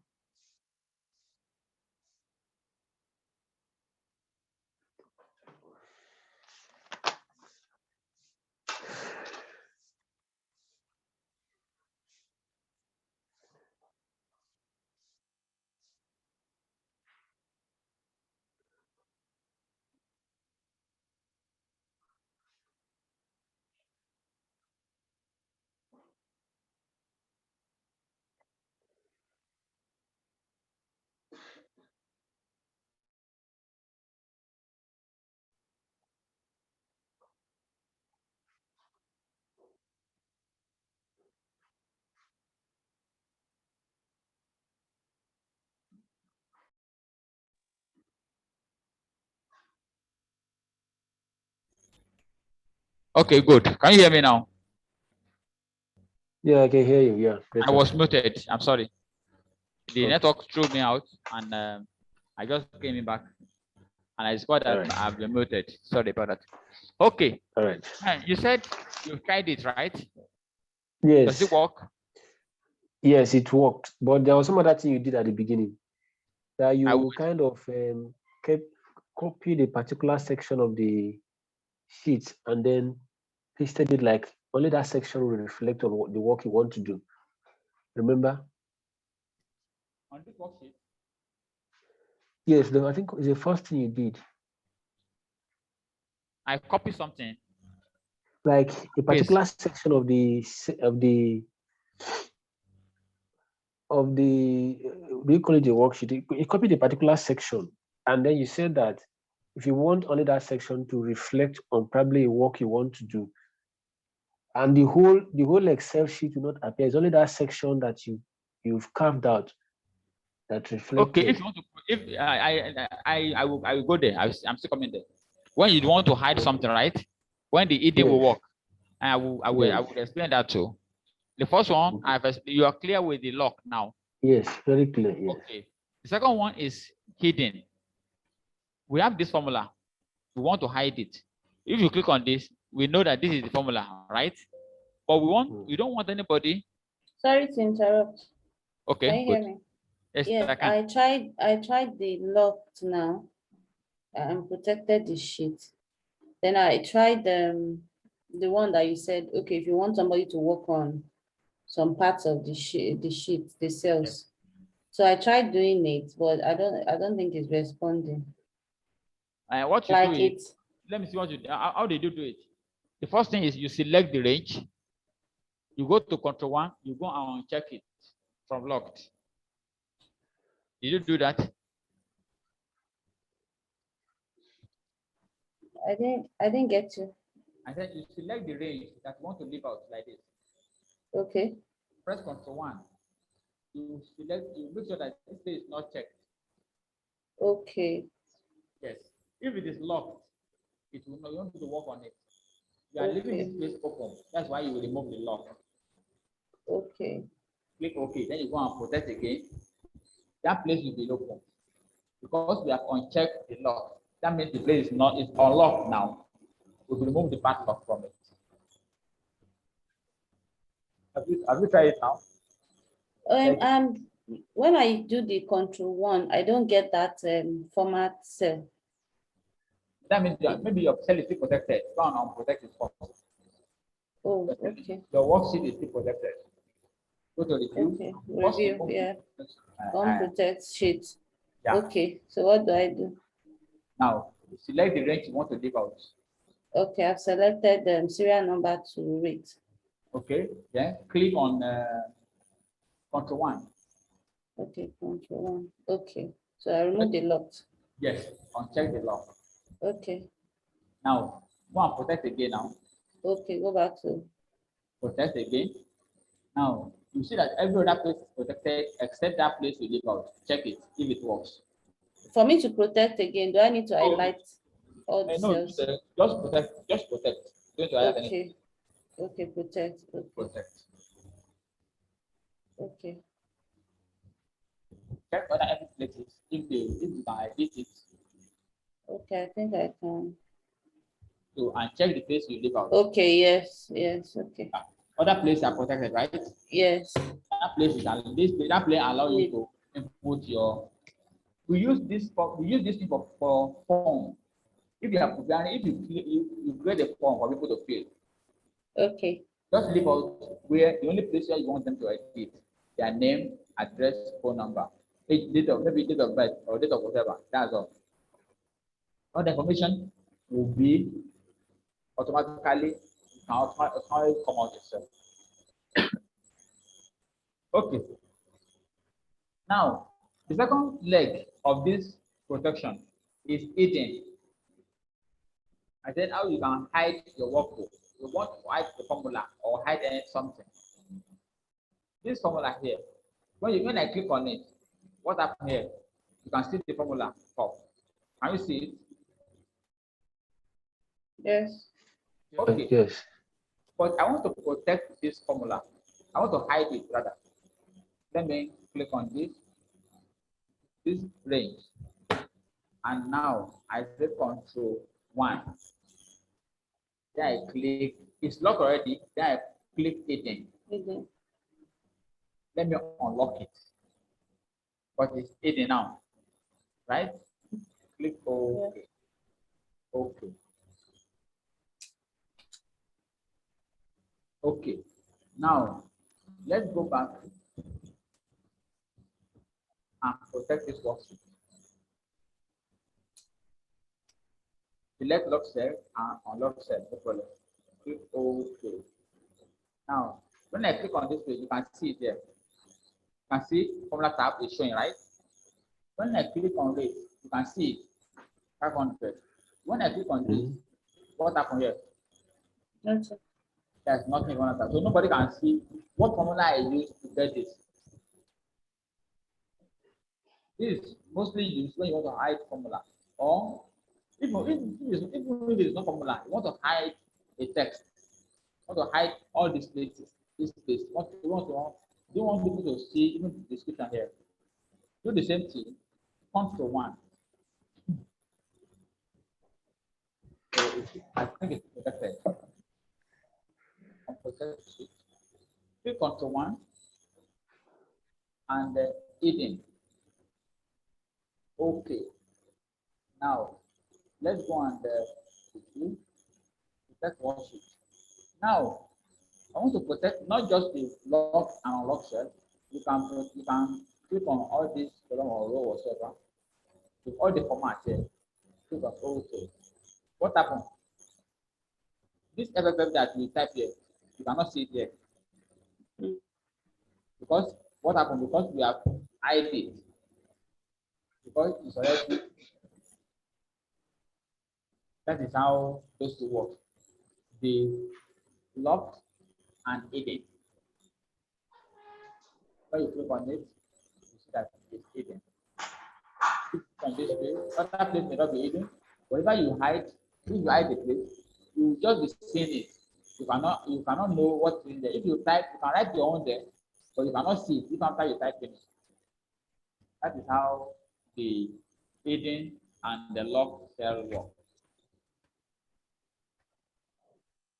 Is that okay now? Yeah, okay.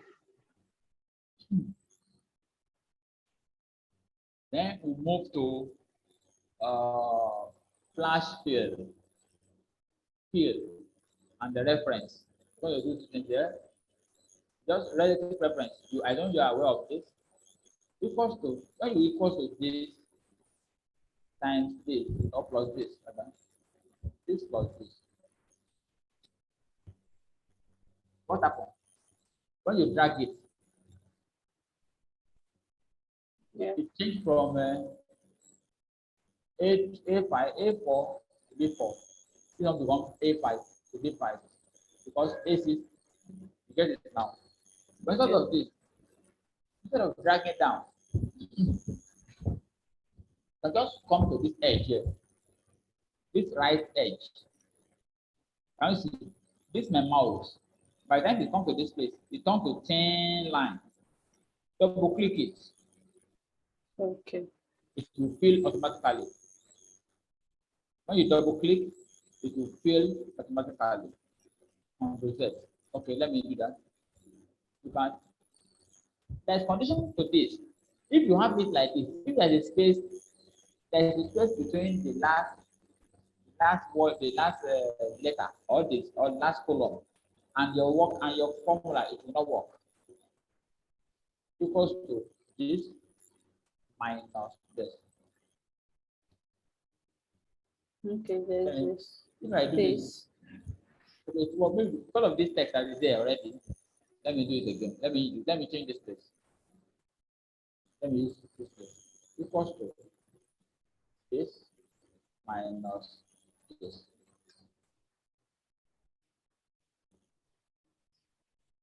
Can you see that it's not working now? I'm double clicking already. Okay, there's a space. Because there's a space in between there. But I can drag it to still work. So that is 1. 2, you can use Ctrl D to copy down. Equals to this minus this. Press Ctrl D. Now you see it works automatically. And you can select the entire range. Press Ctrl D. So that's another way to fill down. Use Ctrl D to fill in, and use Ctrl Tab to fill to the right. And fill your formula. Let's say we have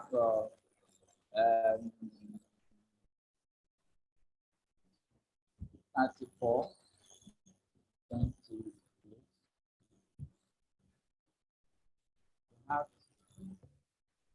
We have the same thing, right?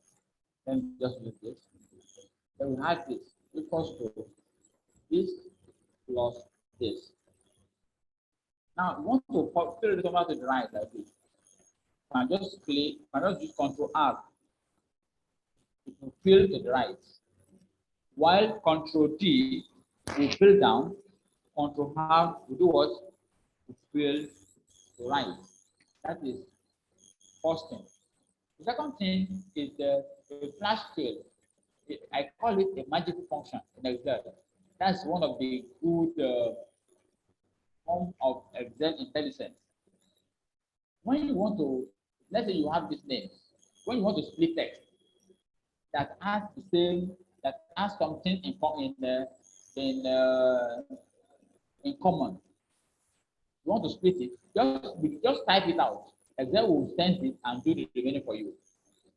In this name, we have stone and wheelstone, right? You want to generate the first name, which is stone. And you see stone. I click OK. No, nothing happened now, right? Let me type Aaron. What did you see?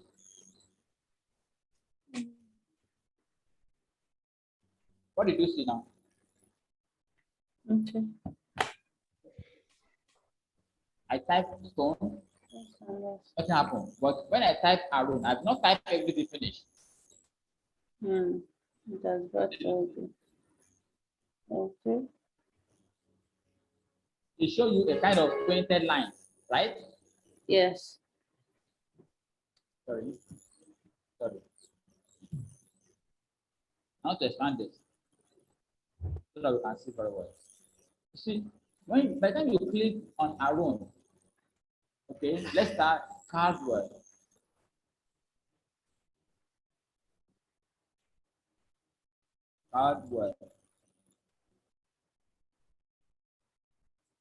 And Carlson.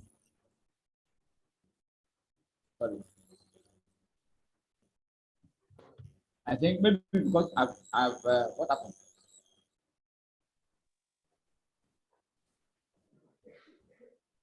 Sorry, so we have Aaron there. Okay, let's say this okay, it's working. Good, it worked the first time. Now let's say we don't want to use that one, is not working. You can select all this way and press Ctrl E. It will flash fill it. It will check the since it will sense, okay, this stone. That means there's a stone before a space bar. So everything before space is to bring them down. It will sense the format and will follow the instruction. The same way, there is flash fill in two places. We have it on Home tab and we have it on the Data tab, I think. Let's do wheelstone now. Wheelstone. And show. Can see that it's coming now. Let's say we don't want it to come like this. Just select this range. Go to your own tab and just fill. Flash fill down. Can you see that Home tab here? Flash fill. To copy it, everything for you. Here we have Yahoo. We have Gmail. Have AOL. Have Outlook. Yahoo. And so on.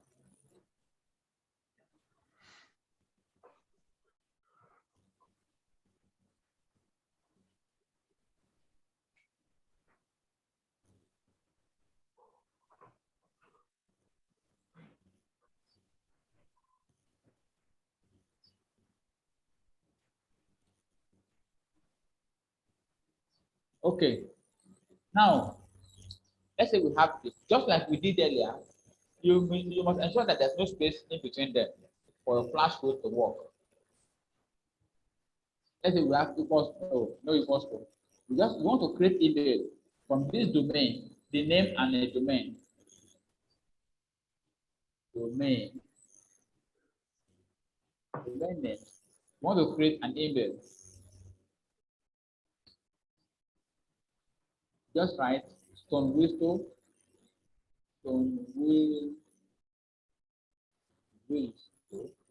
at yahoo.com. You know that we pick information from the two cells there. And click OK. Nothing will happen now. But when you now come to this place and you type Arun, what did you see? It's suggesting that are you following the same trend? If you are okay, just click enter. And you see all your emails. So that means in 1 minute you can generate like 1,000 emails. Once you arrange your names, arrange the domain name side by side, or you want to separate a name and a full name or whatever, with just one click, you can have it in a second. That is flashfill. The other places you can see flashfill is under data tab. Click on data tab, you see flashfill here, flashfill under the data tools here. Flashfill, you can see it under data tab, here, data tools here. Is that clear? Yes. Okay. Sorry, I'm going to ask that. Is it Control D you said to fill down? To fill down formula, when you are filling formula, yes. You want to copy down, use Control D. D. Yes. Okay. When you are flash filling the text, you use Control E for this. Control E. Okay. Either you use the flash fill on data tab or home tab, or use Control E. That will flash fill your work down. Are you good to go? Yes.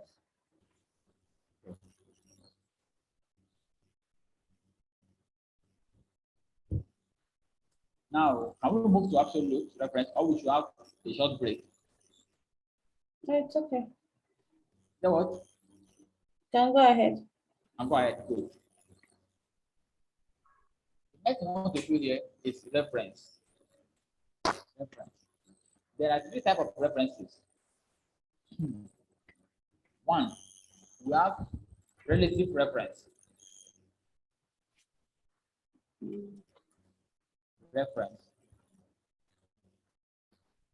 Two, we have mixed reference.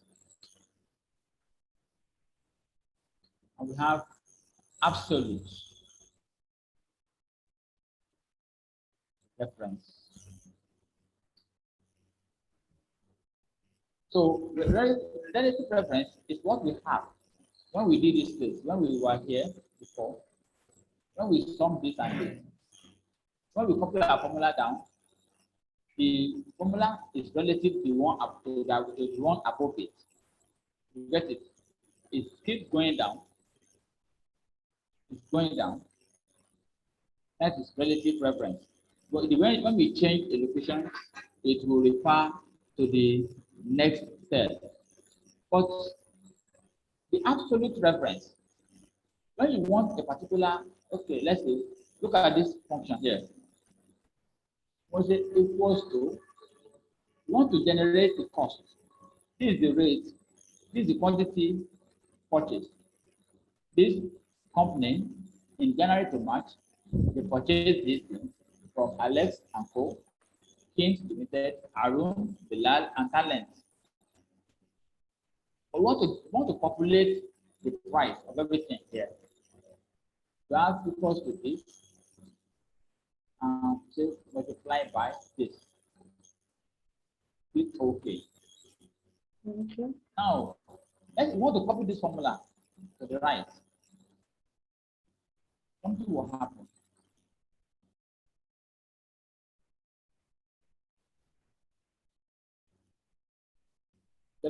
Because the cells are changing. Are you getting it now? It's changing from 100 to 0 to 0 to 0. Okay. Yeah. But what we want is this. We want this 100 to remain fixed. Fixed. This B6. This B6, this cell name. Yes, I think you mentioned something like that. It's B6. You want it to remain B6. You don't want to change. Click on it and press your F4. F4, yes. What we are doing with this F4 is that we want to fix the column, which is column B. I want to fix the row, row 6. That is, it should not leave column B and it should not leave row 6. Two things. Number one, column B and what? Row 6. That means we don't want it to shift at all. Now let's see if it works now. Copy to the right now.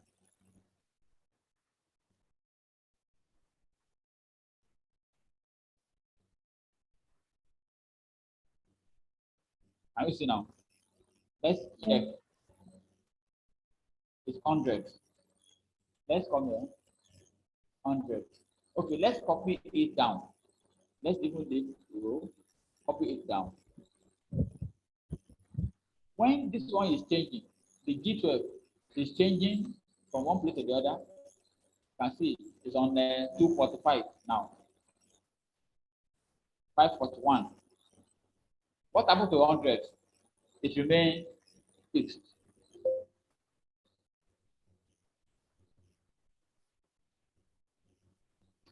The one on 100 what remain fixed because we make it an absolute reference. We use this thing more when you work with financial modeling. When you have the rate, let's say you want your business to grow at 30%, and you put percentage somewhere, and you want everything to grow at, so you have to fix that particular cell to interact with every other place. That is called absolute reference. That is, you fix the column and you fix the row. You make sure the column is not moving, and at the same time, the row is not moving. Is that clear now? Yes. Now, secondly, we have what is called the third one now, mixed reference. Mixed reference occurs when you fix one of the two. You fix either column or you fix either row. You fix either the column or you fix either the row. You don't want to fix the two at the same time. Then what happens when we have something like this? We have this. These rates are not the same. The rate for node mask, rate for data, and rate for sanitizers are not the same. We have them in a worksheet, and we want to generate our report in another worksheet. Now, we say, okay, we want to know the nose mask. The cost of nose mask equals to this multiply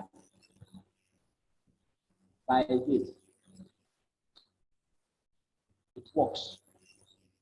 Now, if you copy this one to the right side, it will still work because if you multiply the price above, because it's moving to right, this is okay. But if you try to copy it down, something will happen. Yeah, because there are no. Yeah. Change the location. Can you see now? It's not making reference to that rate again. So in this case, we use what is called relative reference. Relative reference. Let's say we have, look at this question now, equals to this multiplied by this. We want this 100. When we come to the right side, we want it to move from B to C, from C to D, but we don't want to leave 25. Do you agree with me? Yeah. We don't want to leave 25 to 26, 27, we don't want. But if we come to the right, we want it to move from right, from B to C to D to anything. That means we are going to leave the column open. We are going to fix the row. What do? Press your F4. It's going to fix the column and the row. Press F4 again. Can you see what happened? It has removed the dollar from the column. It's only for the row now that is happening. If you press F4 again, it will ask you, that's the third one. F4 again, normal. Okay. But in this case, what we want to do is we want to fix the row. We don't want it to leave that row. Click on OK. Now let's copy this down.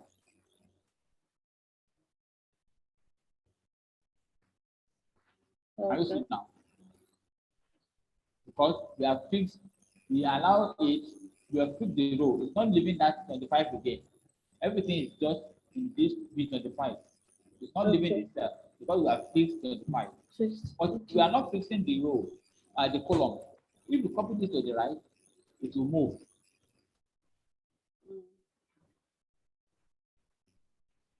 And you see now, a single formula fill all the cells once. This is called mixed reference. Mixed reference. Let me do another thing here. Let me put this price.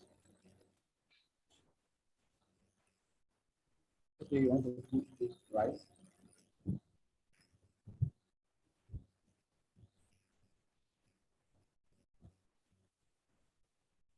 I want to put some prices here. Let me edit, let me delete this. Here we have 100. We have 200. We have 390. We have 20. Now, we want to use this one to multiply everything here. The last one we did was on this, but now we want to use it on this row. We have equals to this times this.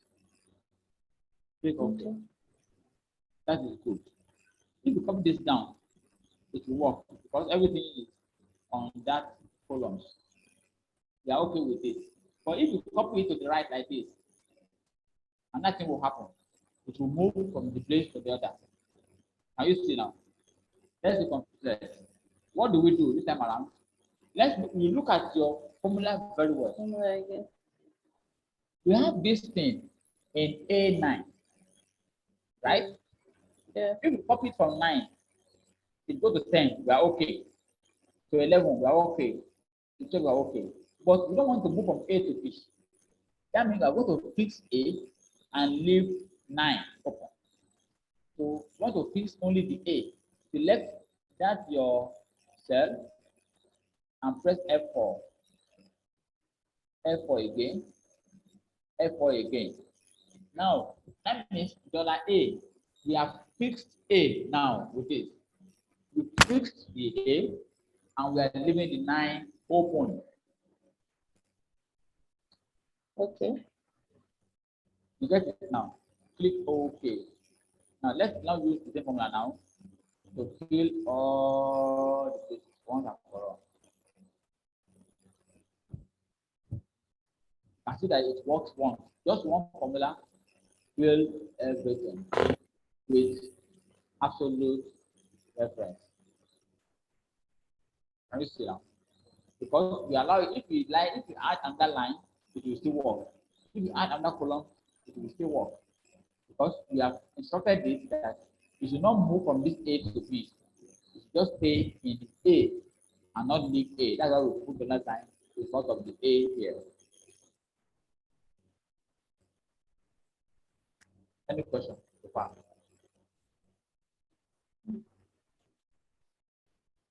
Any question so far? Question.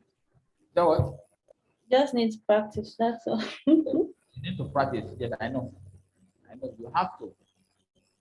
No, as I said, you need to take some time to make sure you do that. I'm going to send an assignment to you. Please try to do them. If you have any question, ask question anytime. Let me know. So that is the absolute reference and mixed reference.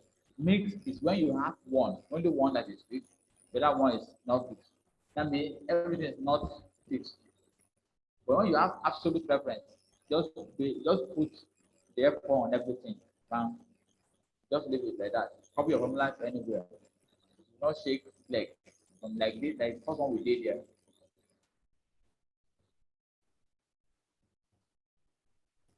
Okay.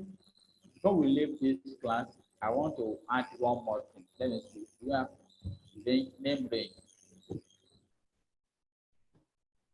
Let me add name range now. Name range. Let's stop this. This is where I'm going to stop for today on this name range. Sometimes, let's say you are working across different areas in your workbook. I want to remove something there. I know some of the pages must have the reference before. So that we have now. I will need to explain something there.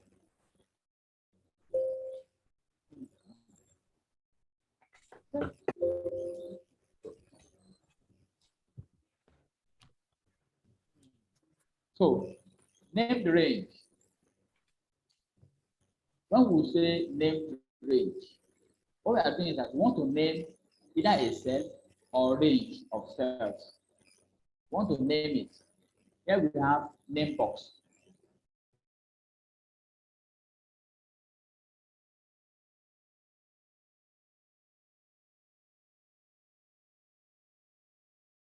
This is it. The name is B3. That is the name of that cell. This cell is called B3. This cell is called B3.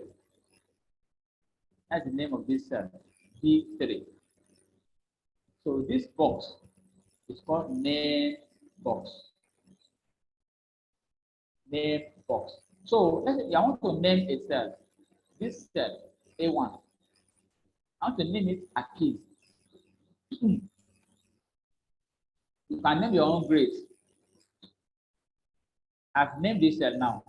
I click on the cell and I name it a key. Now, when I click on it, it's not showing A1 again. What can you see there? A key. So if I come here and say equals to a key,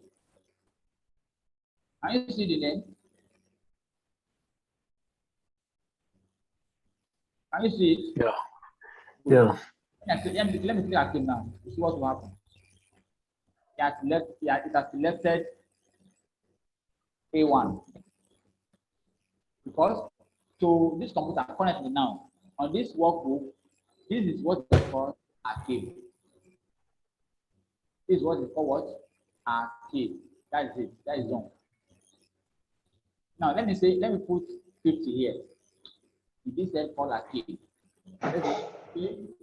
Equals to arcade. Arcade.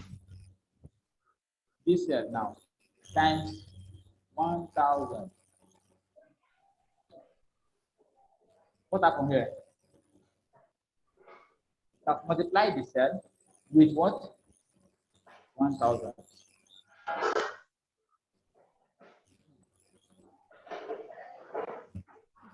I try it. Only try it first.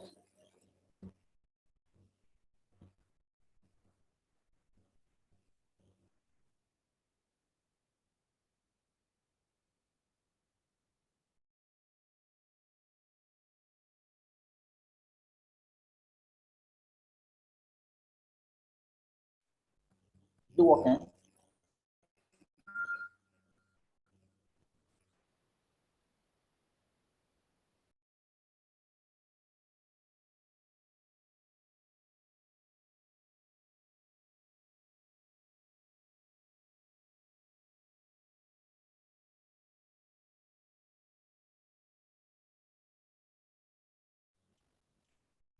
Hello. Is it working? Yes, can hear you. Yeah, it's working. It's working. Okay. You may not know why we are doing it. I will explain why we are doing it later. But I'm just explaining that's how to name a cell. That's one way. You can name a range. If somebody say, let's say somebody comes to us Okay, equals to wage times equals to wage times rate. See, when you see something like this, you are aware, you will know it has meaning to you, right? Yeah. When you see cell A12 times C13, it does not have any meaning unless you go and check what we have in A12 and what we have in C13. If you don't check this, you may not know what it is. You get it now? That's the reason at times when you name a range, it quickly gives meaning to your job, and it will remove you, it will save you from overthinking to know where you are coming from, where you are. Now, what you can name a cell using name box like we did earlier. You can name a cell using go to formula tab, click on define name. You can define your name also. This name, this range that I click on, I want to name it my sales. My sales. And click on OK. So that means when I want to sum my sales now, let's say I have 340 here.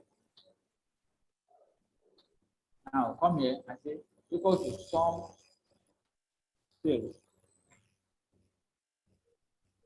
So I sum my sales now. So if anybody comes to this place and click on this, oh, you know that this is what sales that I have summed together. Without looking at all this range, just mere looking at this formula, you are aware of what I have added together, and everything is about, it's just about sales. Is that clear? Yeah, it's clear. That is, I use my name to name that box. Let's try. Let's now work. Let's work with it.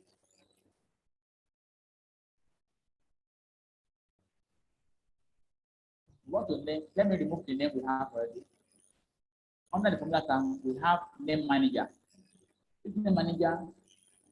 Let me show you something. Let me click on this Akim. What did you see? It's giving name range. This is the sheet we have. Name range $A, $1.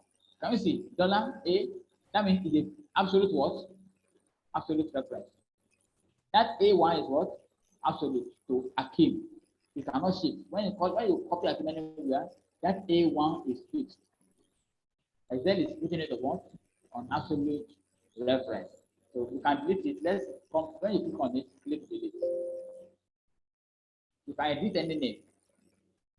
You can edit it, you can delete it. You are going to work on that. You are still going to work on the edit, maybe next class tomorrow. I will just show you how to do this one today. We will not edit name today because it will scatter the whole thing. So we have removed name. You can see that it's no longer sorry. This active is no longer working here now. And sales is no longer working. Because sales now, nothing is still again. Because we deleted the name. So Excel does not understand the name again. Now, let's use it as an example. We have this price. This is price, this is demand, this is unit cost, this is the base cost.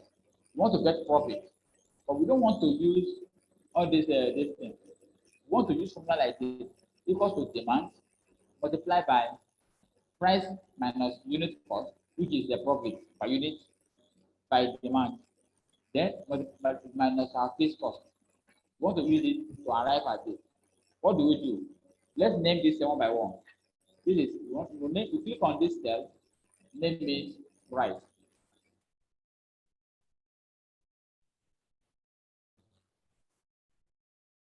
Then I click on this, I name it demand. Okay. Then I click on this, I name it unit cost. You must not put space in between names. when you are working with them, when you are naming cells in Excel, when you are naming any cell or on that table, you don't put space in between. You can write it as one word or you put underscore. This one pays cost.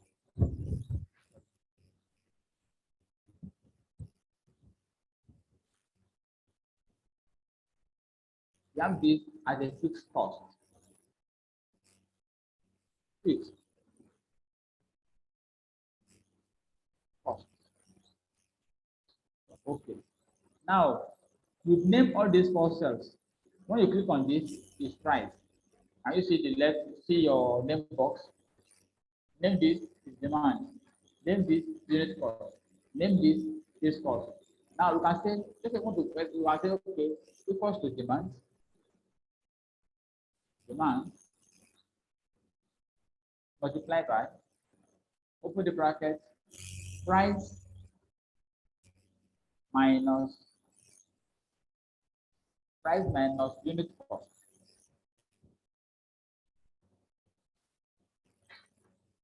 Close the bracket, then everything minus fixed cost.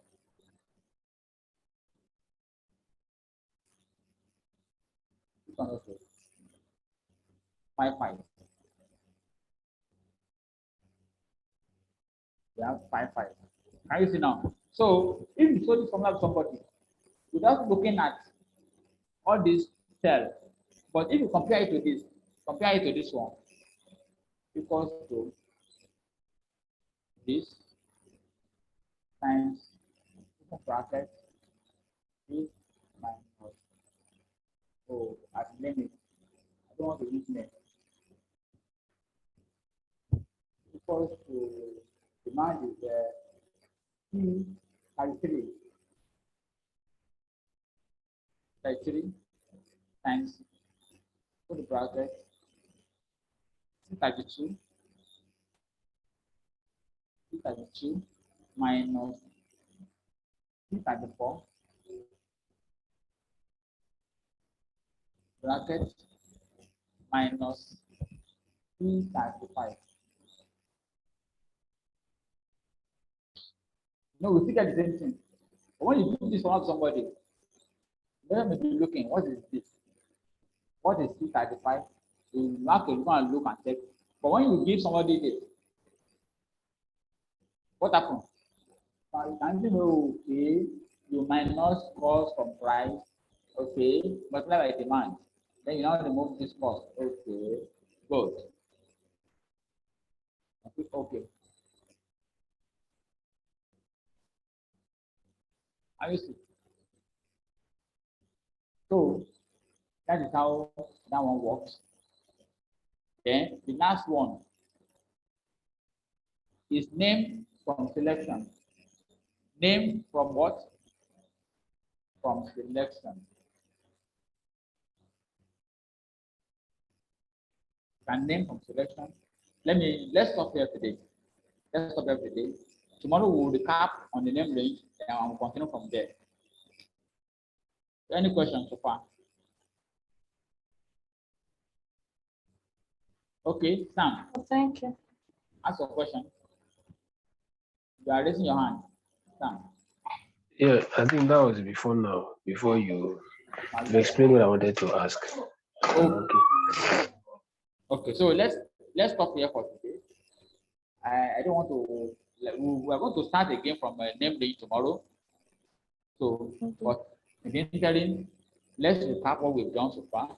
I think we started from the basic functions. So we did basically the sum if. I explained sum if with a name range and sum if without name range, without sum range. Then we work on average, median, and mode. Then we move to arithmetic, absolute function, integer function, large, small, and I explained rounds, how to use round function. Use round when you are working with decimal, especially sensitive figures. That somebody will be adding, that somebody can also add again, especially something going to banks, or you are going to submit to your MD or whatever. Please always round the number of the formula. so that you have the actual figure there, so that they will not embarrass you. They can embarrass one. But that time, when it happens to me during old time, it embarrassed me so much. The guy will tell me that I don't know what I'm doing. I thought, this is there. They cannot lie. When you don't understand, what I go do? I carry my wallet, go out, go edit, bring it back. When I go, what I did is this: I added, because when I cannot, I have to add 0.01 wait just to get something. Then I hide this one, go back to bank, and they accept it for me. So, but later I thought that, oh, you're supposed to round it up and forget about all those points at the back. Then we talked about number formatting. I think this is where we spend most of the time, from formatting, from the home tab, for fonts, alignment, number. Then we talk about protection, workbook protection. Then we move to fill. The fill, flash fill, how to do flash filling, how it works, how to copy down formula, and the last one is absolute, ABS. ABS. So before we leave the class today, I want to give you some shortcuts. We've learned some shortcuts here today, but we will not learn some. Number one, let me use this plain sheet.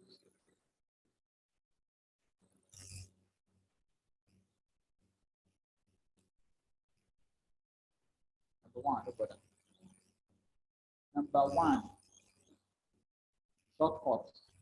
You have control plus D. That is copy down. We tried this already, right? You have control plus E. plus E. That is called flashfill. Then we have control plus tab. We call it copyright.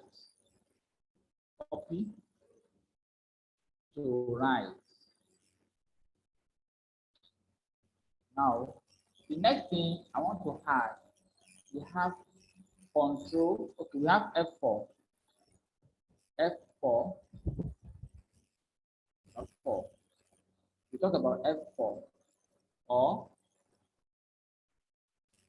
function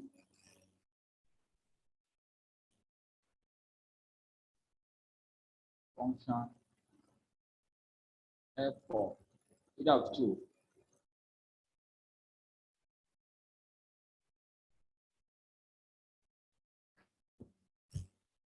Is used to toggle reference.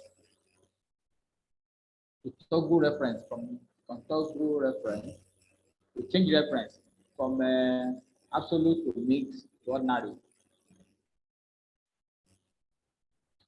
Now there's something here that's for. You want to format date.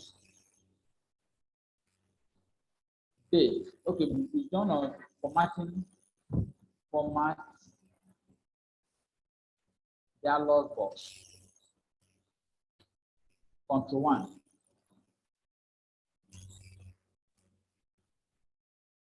Control plus 1. Plus shortcut always make your job faster most of the time. You have 6. The 6 I didn't teach you already, but I will explain now.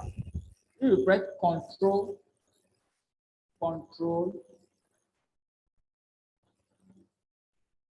plus shift plus 1. If you format your format number, let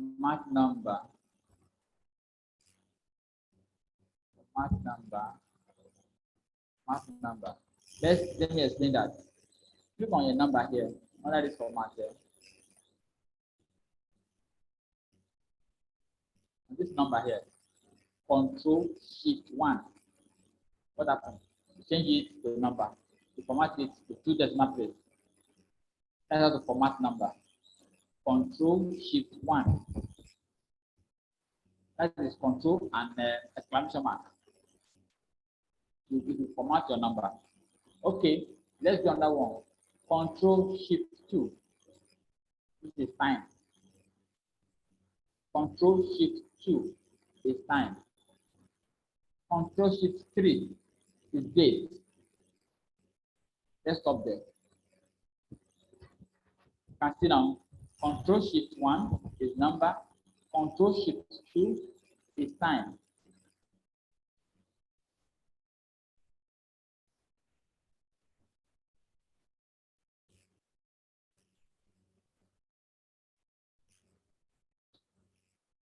And age.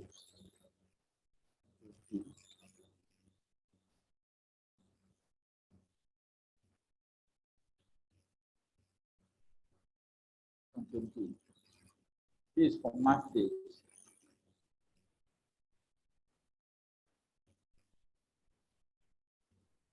Okay. So let's stop here today. Let's stop here today. And from there we'll continue. Thank you and enjoy the rest of the day. So I will send your assignment very soon. So try to practice again and maybe overnight do the assignment for tomorrow. Thank you. All right. Thank you very much. Thank you very much.